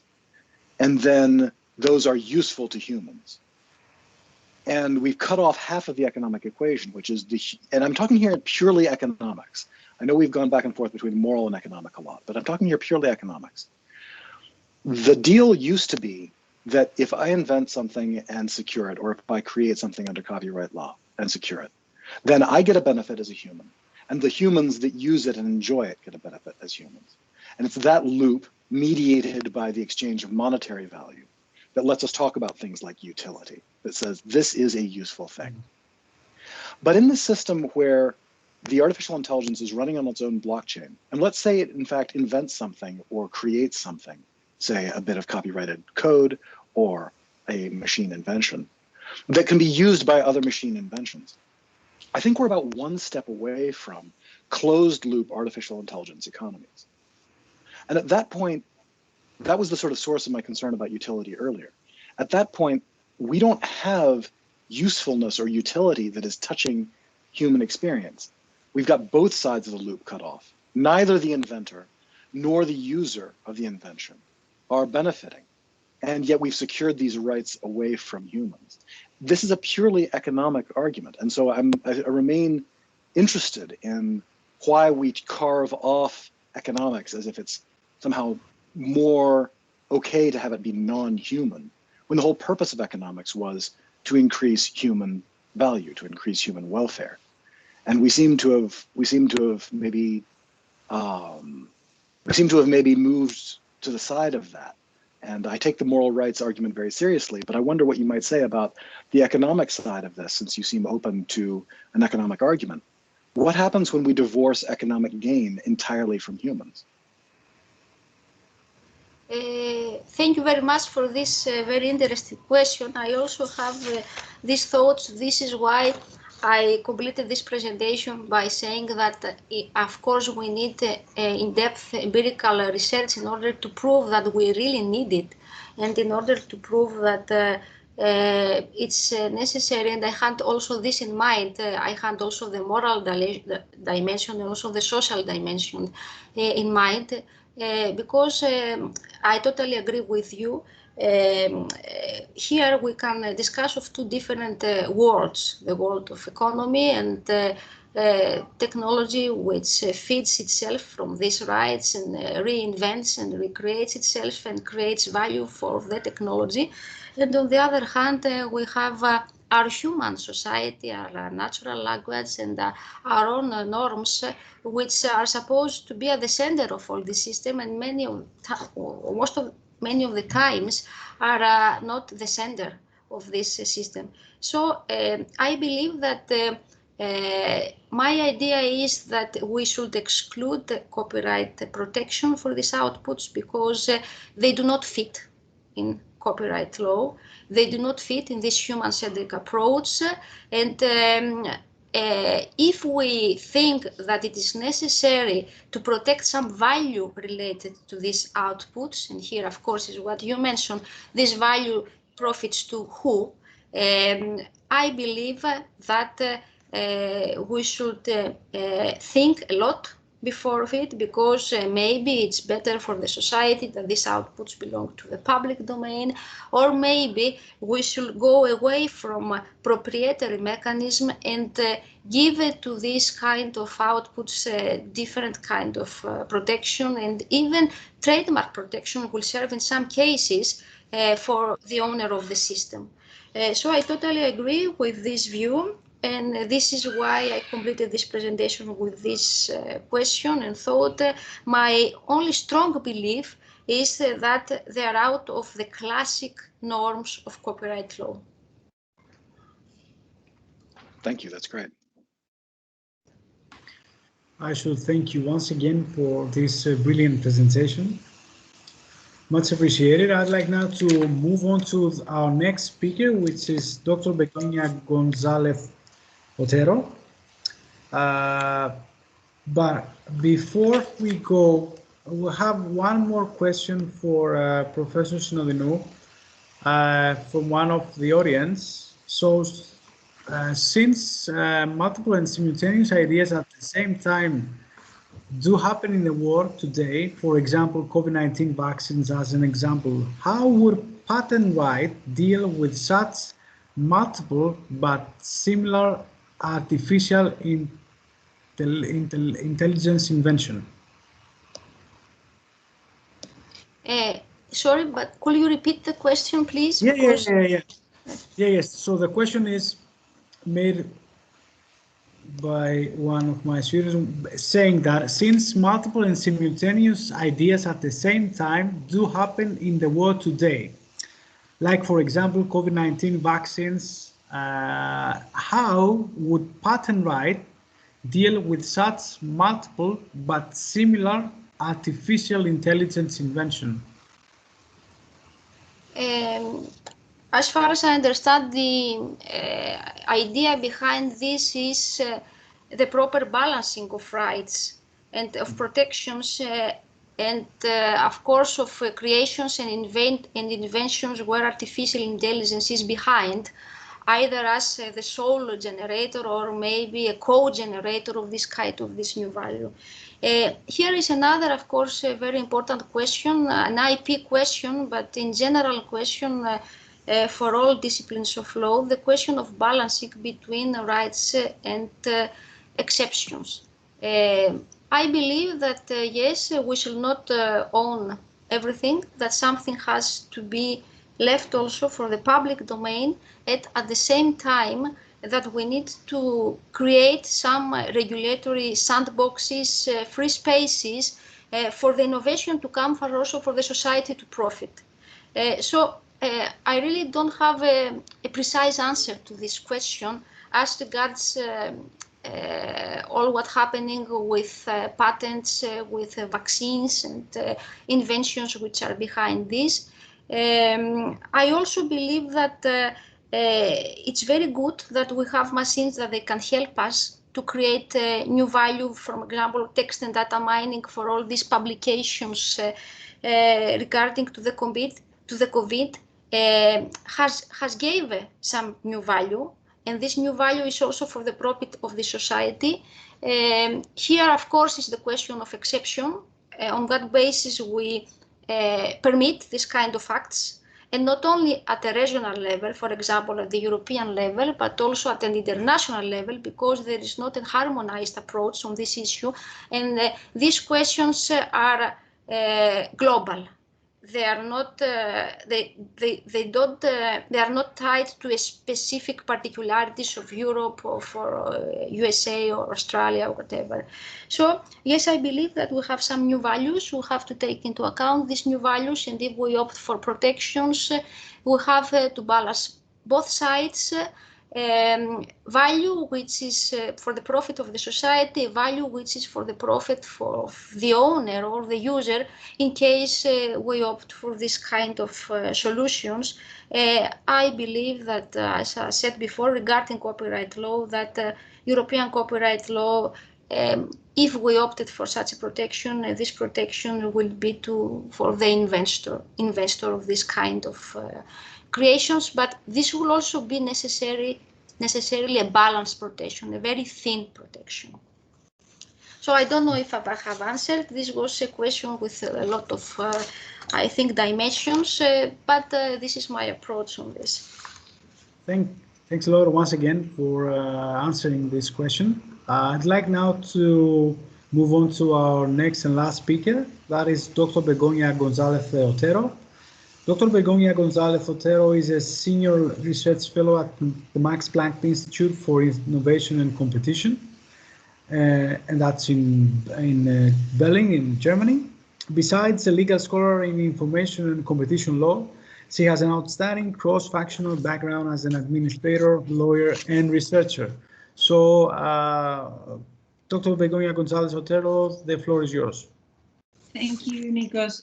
Just one remark: we're in Munich, not in Berlin, but you know, we have nothing against Berlin, but we're based in Munich. The MBI is in Munich. Yeah, that's Munich. That's Munich. Yes, sorry, I have to correct that. I apologize. People from Bayer will feel that's probably very, very personal. But thank you for the presentation. Thank you for the invitation to the previous speakers, and actually, I mean, I need to thank a lot to Tatiani because of many of my thoughts are, I mean, I'm going to scroll kind of fast because her analysis was wonderful.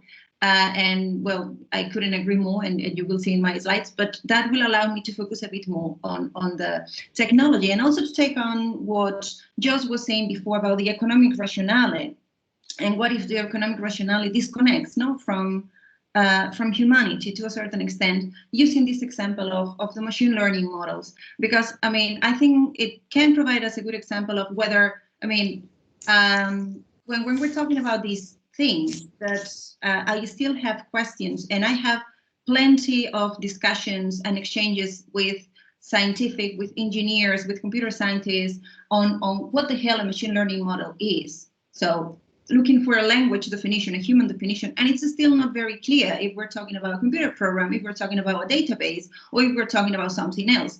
Because the interesting thing here is that we're not talking about a final product.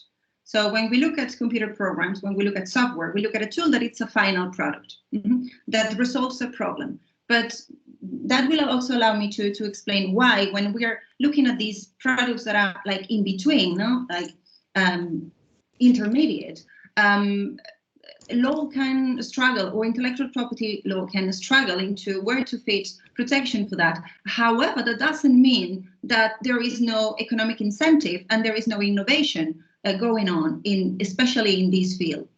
And I mean, So just to show you a bit how this will go, or this exercise, the idea here is to run a kind of legal fitness assessment. And I'm sorry, I'm the last speaker, so I hope that you're not too tired to follow me on here. The idea is that first I want to try to explain what, according to, and again, I'm a legal scholar, I have a background on economics, my PhD was on software protection, but I'm not a computer science, although I know how to code a little bit. But try to explain what machine learning models are. Then going a bit over these criteria for protection of computer programs based on EU law, but I mean, many of what Tatiana is saying will apply here, because although I will tell you afterwards that software protection had this special directive, and initially it was meant to have a special protection. Then there was this harmonization by the Court of Justice of the European Union. So since InfoPack, the originality criteria is the same. There are little differences in terms of authorship, but again, we're going to see how that goes. But it's very slightly different. And then I'm going to try to put these models under the copyright test and see what happens if we treat them as computer programs, what happens if we treat them as independent works, and show you some conclusions about that. So when we're talking about models, I mean, the first question could be, why are we caring that much about these, no?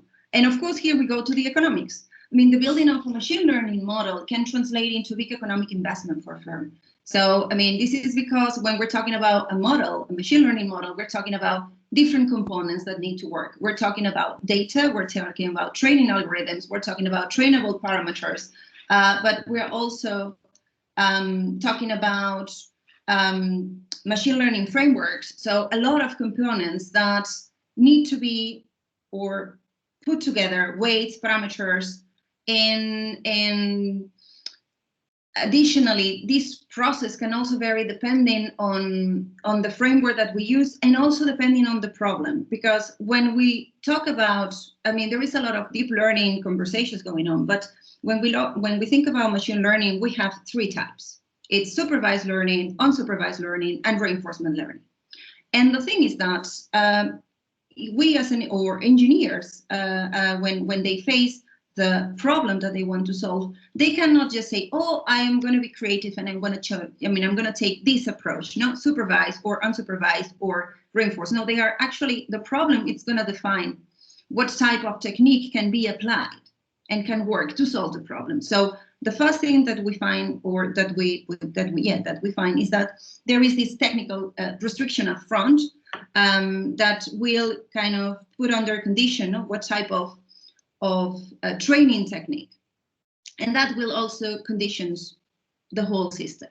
So when I refer to supervised learning, unsupervised learning, and reinforcement learning, I mean, there is a fantastic book by Professor Bishop on that. It's already from the early 2000s, that by most of the people that are specialists in machine learning, they consider like the Bishop, like the Bible.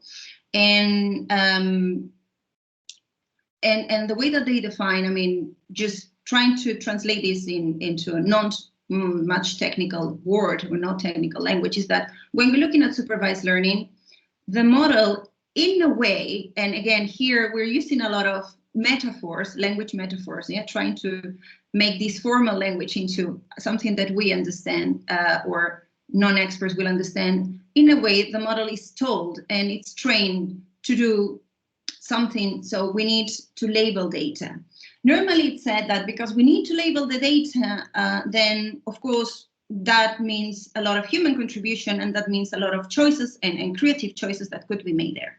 But the reality it's that when we're talking about this extends data, I mean, curation, most of this curation nowadays by big companies, it's happening by it's being made by non-experts.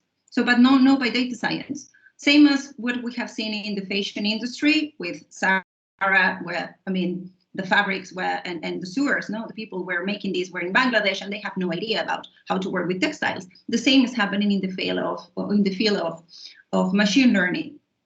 So that's one thing. So although the instructions will be given, the people will be doing something that is mainly automatic, yeah, just when we're talking about these big projects.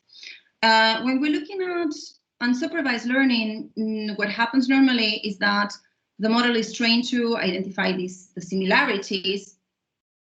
And of course, they are using the data, but the data is unlabeled. So from a non-expert point of view, it looks like, oh, then the machine, it's just making decisions. But the machine, at the end of the day, it's following certain mathematical rules, so that are based on Bayesian, so on Bayes, where based on certain Stochastian gradients, they are looking for correlations, or they are clustering, yeah, things that are similar or dissimilar. So there is always a human rule created behind. That is also mathematical. And in the case of reinforcement learning, we don't need data. Actually, here is what I mentioned before. No, we have these the model that, and this looks very humane when we put it like that. The model observes and constructs, no, its own representation, but that own representation, it's a kind of universe that has been created by the technicians.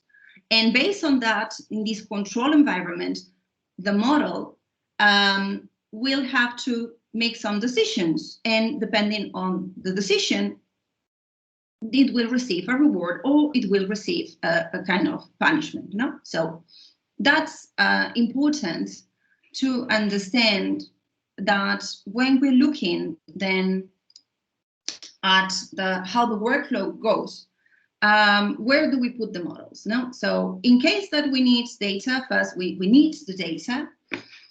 But just to give you an example, I mean, when the model is trained using these data, just at the beginning of this workflow that you can see, I mean, just the use of data for several iterations and until these parameters that we can see in the second part are achieved, that, or I consider that are optimal.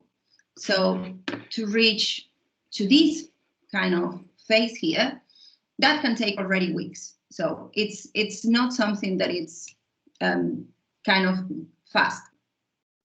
And then what happens is that it goes to the second part, where we have already under a model architecture, we already have what it's called train kind of algorithm. So we're going into this field of intermediate or things that are in between, no?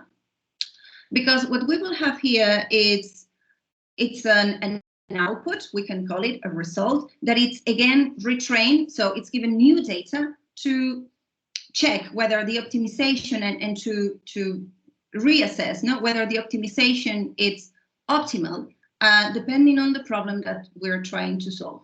And it's only afterwards that we will have what it's called what we call the inference model. So what we normally refer to as the machine learning model.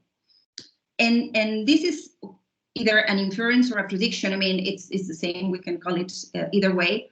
And this is something that then when it's applied to the specific field, it will give us, when it's applied, it will give us a result. It will give us something else, so it will work. So if we're talking about the new Rembrandt, or if we're talking about an application on self-driving cars, or we're talking about something in robotics or so on. What I wanted to point out here, when we look at, I mean, why are we actually caring that much from a copyright perspective or not? It's because, I mean, I explained you the whole process. Now, think about all the open source platforms that we have already out there, and they are plenty. We have some like, I mean, the LDCP that are using an MIT license, Kaggle, that are relying on Creative Commons. So all of these machine learning frameworks are relying on copyright. I mean, are based on Creative Commons licenses or open source licenses, and all these movement relies on copyright. The thing is that, on the one hand, if we also think about the process of how this is designed, what I kind of try to explain you very briefly now, this also differs from traditional computer programs design. because in traditional computer program design, what we have is that the software developer will anticipate the desired response for all possible inputs to the computer. But in the case of machine learning systems, the model can be trained by providing examples also of desired input-output behavior. So trying to illustrate this a bit, it's like if we want a computer to diagnose or to run diagnosis, traditionally the programmer needs to explain with a high degree of thoroughness what the rules of that diagnosis are. So same if we want the computer to play chess or to drive a car and so on. No? So in traditional computing, every algorithm has an input and an output. So data goes in the computer, the algorithm does what the training, I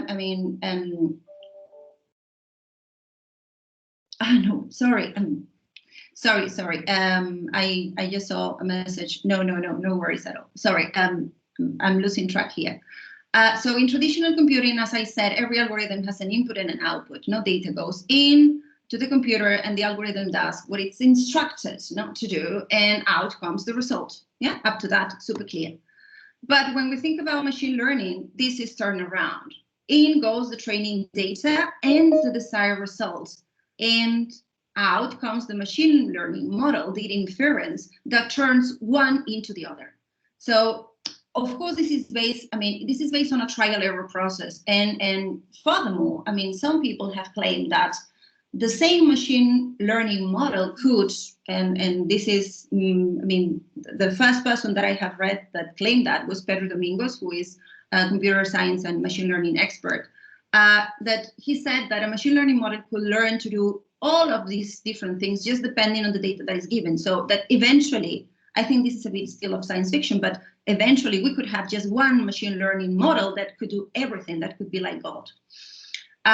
So it doesn't matter if the data is about chess games, it learns to play chess, if it's about x-rays and so on and so on and so on. So it's like having a genie in the machine. But as I said, these paradigm shifts comes with changes in software design practices that affect software systems and also the components, and increase the complexity of the whole process. So when we talk about machine learning models and we think about them as learners that generate an output, that it's an inference by making all these inferences from data, this makes the technical delineation of these figures very complicated. Because, if we think about machine learning models as traditional algorithms, should they be treated from a copyright perspective as that, as mathematical procedures? So they should be removed from copyright protection. Or should they consider as a new type of algorithm that requires to look at them from a copyright perspective differently?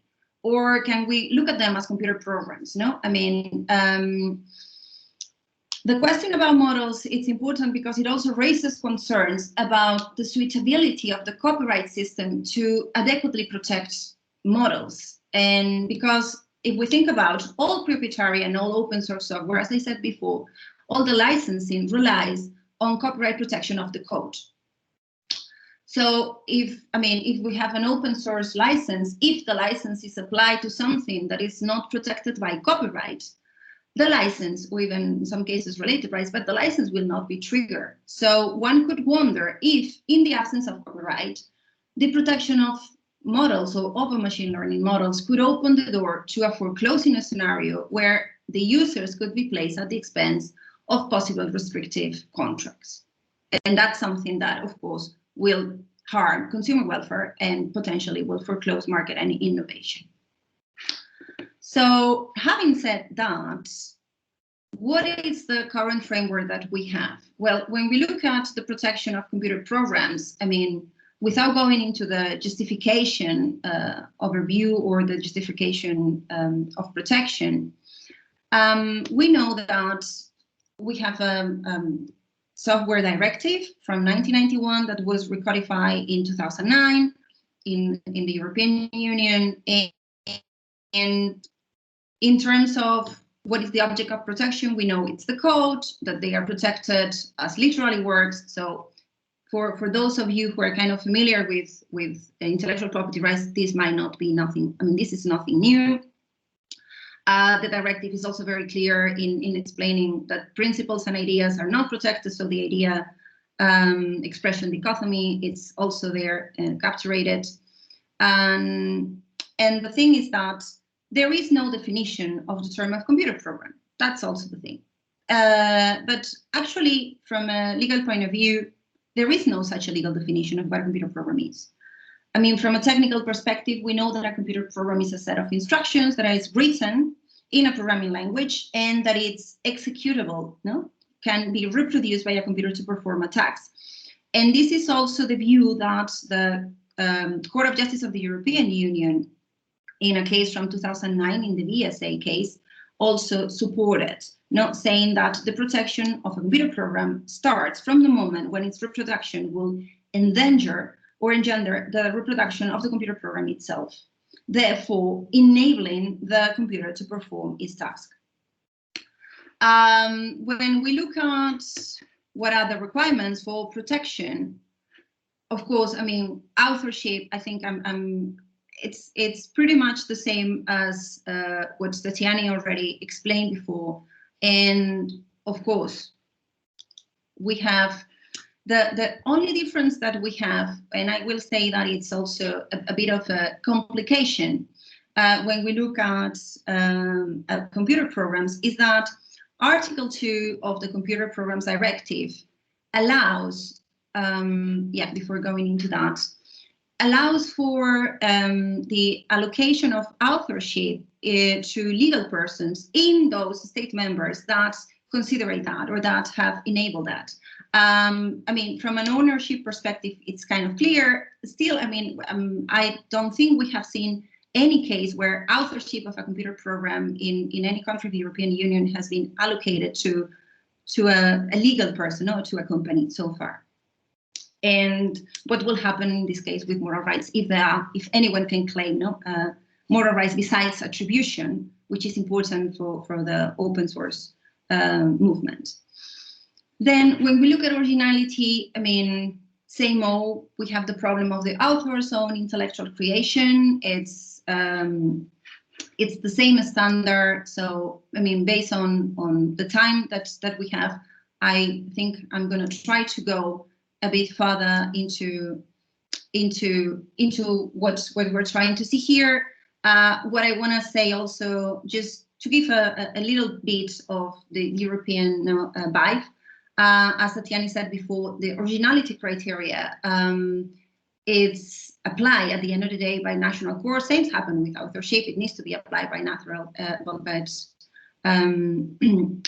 courts, and there is no harmonization about it in the European Union. But I mean, when we're looking at computer programs, we have a couple of cases, one from France, one from Germany, where the way that the court was looking now whether there is personality of the author in a computer program. I mean, it's very interesting the way that the French Supreme Court look in the case of ENIDES, because they're talking about the usefulness. It's not sufficient to characterize the originality of the program, which actually, from a functionality perspective, I mean, makes all the sense in the world, and it's in line with what already the Court of Justice of the European Union has stated, that functionality cannot be protected. And in similar in the German, I mean the BGH, so the German Supreme Court, another case in the FASH 2000. Interestingly, what they said is that in the case of complex computer programs, there is an actual presumption of sufficient individuality in the programming. So if it's complex, it should be, so there should be certain degree of individuality. So it should be created by a human, kind of could be translated. But again, I mean, this will put us in a very complicated scenario if we look at trying to have something harmonized across the European Union, and it will be very difficult to define or see how the area of creativity in source code development now in concrete terms can be assessed. Similar to what we say about the obviousness criteria, with patentability, I mean, this will put also the courts in a very complicated situation if they have to assess all these technicalities. And also, I mean, at the end of the day, we can also say that programmers can only claim and prove this on a case-by-case basis. So, I mean, the burden of proof for protectability can also be a problem here. So, I mean, normally what we said, and following also on what Tatiana said, when we're looking at authorship, one of and human authorship, you know, normally what we said based on the Berne Convention and also based on the Pioneer case from the European Union, but also, I mean, taking also inspiration from a recent work from Professor Ginsburg, where they were using certain, I mean, certain conditions, not to see what happens if there is an authorless output at the end of an AI process or not. Mainly what we have is that the person, so claiming authorship, must in some way define and control the steps that will lead to the work's creation. And this goes exactly in line with what Professor Hugenholz and Daniel Gerbe and Joao Quintais put together in a report that was recently published. No? So if a human causally induces a creation but does not exert any control, we cannot claim human authorship. If the creation process and the result needs not to be completely predictable and controllable, in that case, yes, that's Pioneer. So we have a machine, we take a picture. Yeah? We are not in full control. It cannot be totally predictable and controllable, but still. But if the human involvement is restricted to A, plus the selection of a final version, that might also not be sufficient.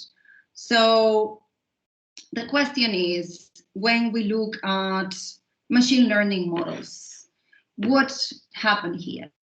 So if we look at machine learning models as computer programs, so if we think that, or if it's possible, that this file that has a certain data structure that contains these weights that are arranged according to the values and according to the model architecture or the framework where it has been trained, if that can be translated into code or pseudocode and can be executable, that could actually feed as a computer program, even if it's an intermediary product. The question here is that can we, in all the cases, supervised learning, unsupervised learning, or even reinforced learning, assign authorship? I will say that in most cases it will be very, very complicated, even impossible. So what will happen is that the model will fall under the public domain, because we have a work that could be original, that could have, so according to copyright, could be the author's intellectual creation, but we will have a problem to assign authorship. And then in that case, it cannot be protected under copyright. When we look at machine learning models as independent works, because that's also the other window that the Court of Justice, when assessing the protection of graphical user interfaces, came up with, is that if they graphical user interfaces, if they stand as independent works, they could also be protected as works of copyright, not as computer programs. Then, in this case, again, when we look at the training model, actually, so what comes before all the training process, that could be easily protected under copyright as an independent work. But the thing is that from the point of view of competitors, or from the point of view of what is the rationale for protecting that, there will be very little interest in protecting, in having this training model protected. Because the value lies in the inference model, in the final, in this intermediate result that is between the application, but after the training. And in that case, we will find the same problem, because as Tatiana said before, if we look at that from an independent work point of view, I would say 99% of the times the human factor will be missing. So again, we will have a work that cannot be protected under copyright. So having said that, some conclusions just to close. I think that all in all, copyright, or the copyright system, still passes, even though the result is not probably what we might want. I think it still passes. I think it's still fit. Why? Because even if it might be possible, as we said before, or as I said before, that in some cases it might be possible to express this intermediate model or this machine learning model in such a way that could qualify as a computer program. The effectiveness of this option is very uncertain because the scope of protection will not cover also the most valuable feature of the model, which is the functionality. So even if we can say that, yes, it's protected, yes, we can assign an author, but it's just the expression of the code. So the functionality won't be protected. And actually, most of the cases will remain in the public domain. But when we look at the potential of foreclosing that I said at the beginning, and what might happen with machine learning models that are published under an open source license that eventually might not be triggered, I think it seems very likely that a foreclosing scenario will happen. And actually, even going one step further, I think the absence of copyright protection for machine learning models does not seem to affect a potential risk of misappropriation or even piracy. And the reason is that the factual control over many other of the elements and parameters of the system that are actually crucial for potential reuse is there. Access to APIs, such as in the case of the OpenAI's model of the GPT-3, where you actually need a premium access. So there is a contractual protection there, or the use of technical protection measures, or access to training data that is limited by database rights, are already some examples. I think we still need some research, especially when it comes to database rights, but there are already some measures there. When we look back, or when we turn back to the prerequisites of protection, it's obvious that the absence of copyright protection over machine learning models can be seen also as a confirmation that copyright law, it's not the appropriate way to protect computer programs. And many scholars have claimed over the years, and this could be the right time, since we need to rethink so many other systems, no? To rethink how software should and should not be protected.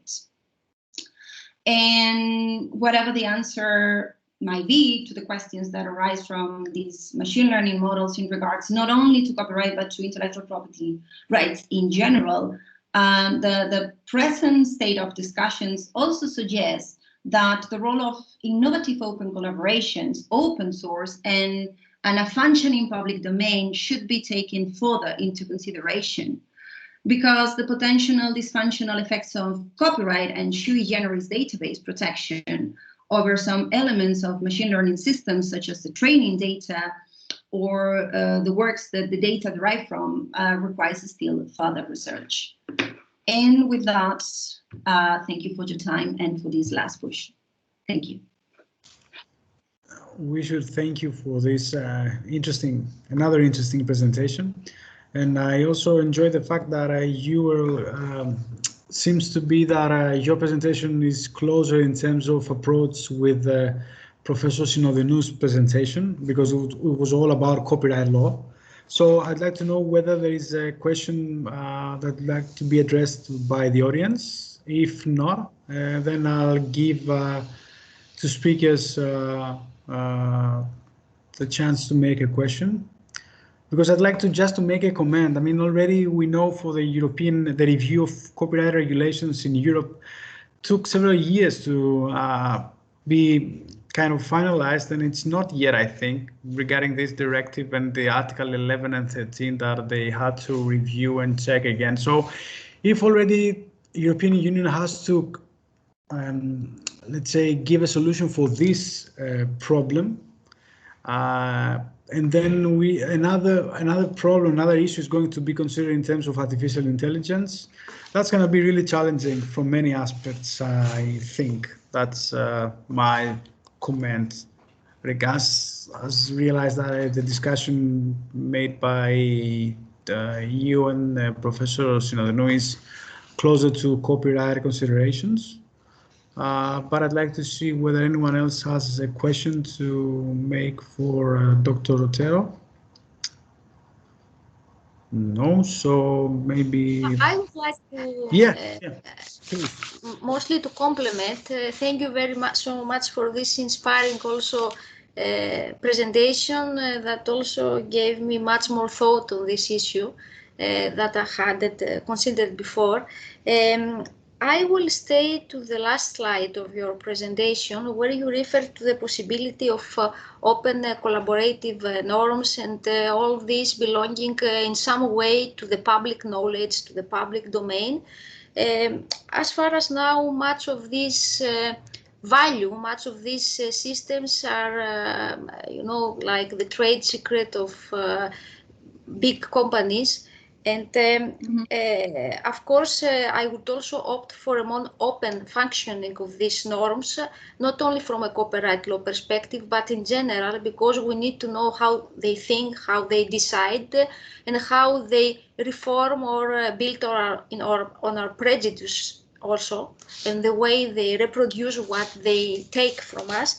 I was wondering if you also have thought about the possibility to adopt also a competition law, let's say, element of safeguard to this kind of often monopolistic situations, especially when regarding what you said before, that computer programs and are a peculiar kind of creation, where we maybe were invited much more to intervene regarding this kind of aspects. Well, I mean, thanks for the comments from both Nikos and Tatiana, and thanks for the compliments. I agree. I mean, I think it's very interesting to see how in some jurisdictions, like in Switzerland, competition law is taking a kind of upgrade, no, when it comes to this divide between the protection or the scope of protection of a computer program and a functioning market.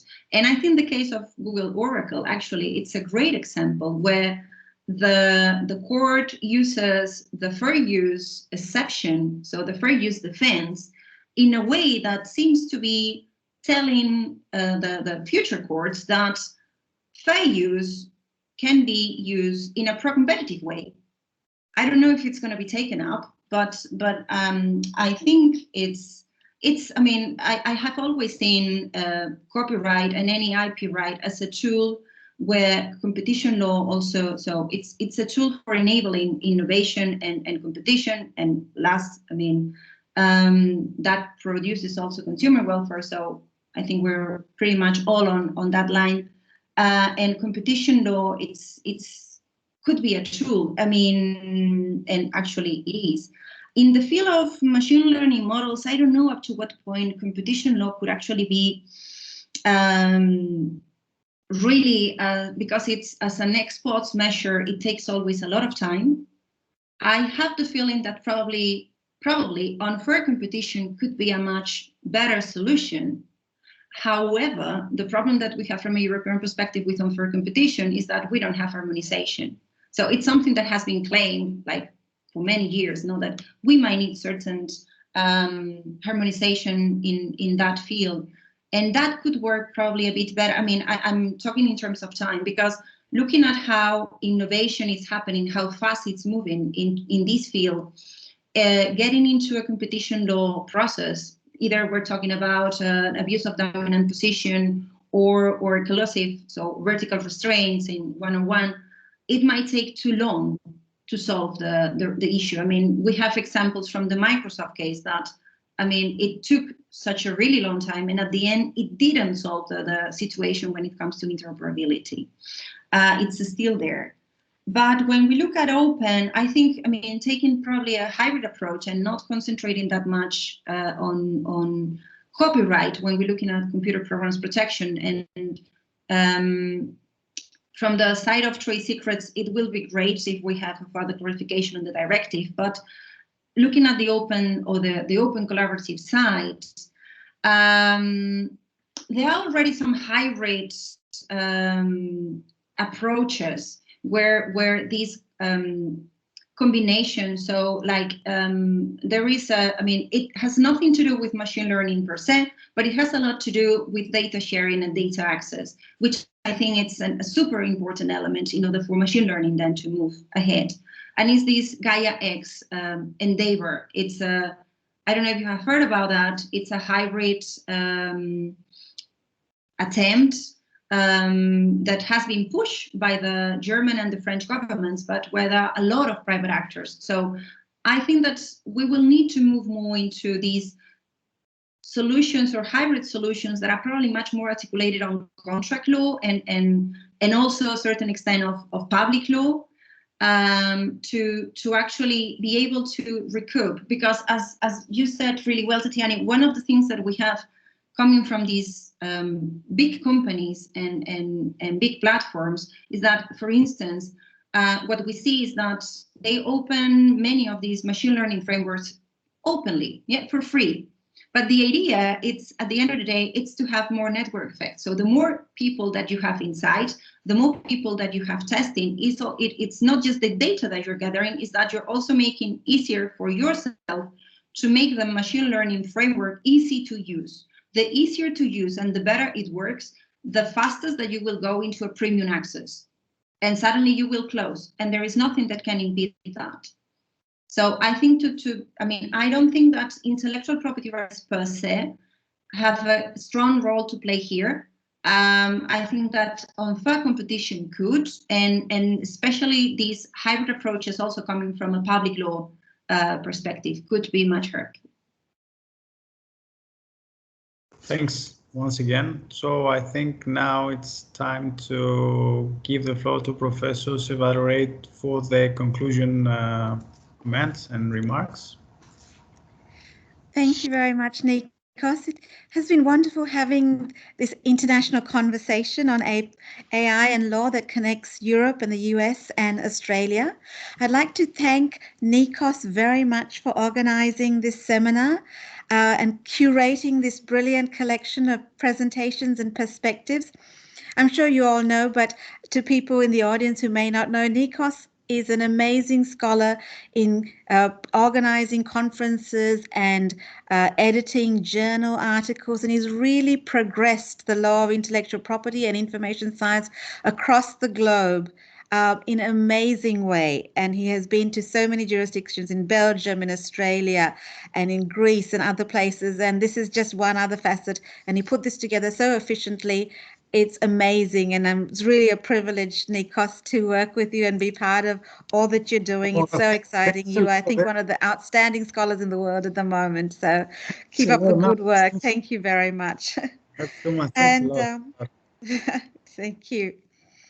I would also like to very much thank Professor Josh Fairfield for leading the discourse today on AI and for his absolutely brilliant analysis. I think as technology lawyers, we struggle to find authentic and meaningful theoretical models and frameworks to accommodate our legal discourse. And I think Professor Fairfield is sort of leading the world in this area of really creating an authentic and meaningful framework. I read so many frameworks and they just are not meaningful for technology law. They're artificial. And I think listening to Professor Fairfield talking about technology, law as technology, and seeing it as social technology built by humans, and the differences between systems of meaning for humans and computers, and how that can inform our legal analysis of AI is incredibly valuable, I think, for scholars in so many different areas. And I'm really looking forward to Professor Fairfield's upcoming publications, and I will also go back and read what I haven't read in the past, because I think it's really, really helpful, and I'll certainly be talking to my students because I've been looking for a meaningful framework, and I think this really is amazingly, useful in a very pragmatic way. And thank you very much to Associate Professor Tatiana Sindonu, provided such a comprehensive A to Z understanding of the field, of the nature and extent to which AI generated output can be protected under copyright law. I feel like I have a really good understanding of it, for a holistic understanding, and the comprehensive coverage that span originality and expression and the philosophical values that underpin so much of the law. It was really, thank you very much. It was very, very interesting. I'm sure everyone really enjoyed and understands a lot more about it now. And Dr. Begoña Gonzalez Otero, thank you so much for that incredible integration of law and technology at a really fine level. I think it's really the way of the future, is that lawyers understanding the whole logistics of the process of AI creation. And I'm also interested in that and struggling with that. So I really appreciated your really in-depth analysis and explanation. I think that's a really good foundation for us as in our legal analysis as well. So I think that we've had this amazing spectrum, and thank you, Nikos, for bringing everyone together. And I think even if we haven't had a huge number tonight at these hours, which may not be convenient, I'm sure once they're recorded and uploaded on our various institutions, it will be, valued by a lot of different people, not just lawyers, but all sorts of public policy people and information scientists and so on. So thank you very much, Nikos, and I will hand it back to you. Thank you. I should also thank you for all these compliments and all this. Well, that was too much for me. But anyway, that's a great honor for me. And I'd like to thank all the speakers, Professor Fairfield, yourself, Professor Synodinou, Dr. Otero, and I also like to thank those that they had the chance to attend and be online with us tonight. So everything is already recorded, and it's going to be then disseminated to our institutions, and then going to be posted in the appropriate channels to be shared with all the public. So once again, thanks for the presentation, for attending this webinar, and I'm really glad. I really thank you for accepting this invitation and be part of this webinar. Thanks once again. Good night from Australia. Good evening to Cyprus. Good evening to Germany. Good morning in the US. Thanks a lot once again. Thank you very much for Thank you so much. Yeah, you're welcome. Thank you so much, everyone. You're welcome. Thank you very much. Bye-bye. Bye. Bye.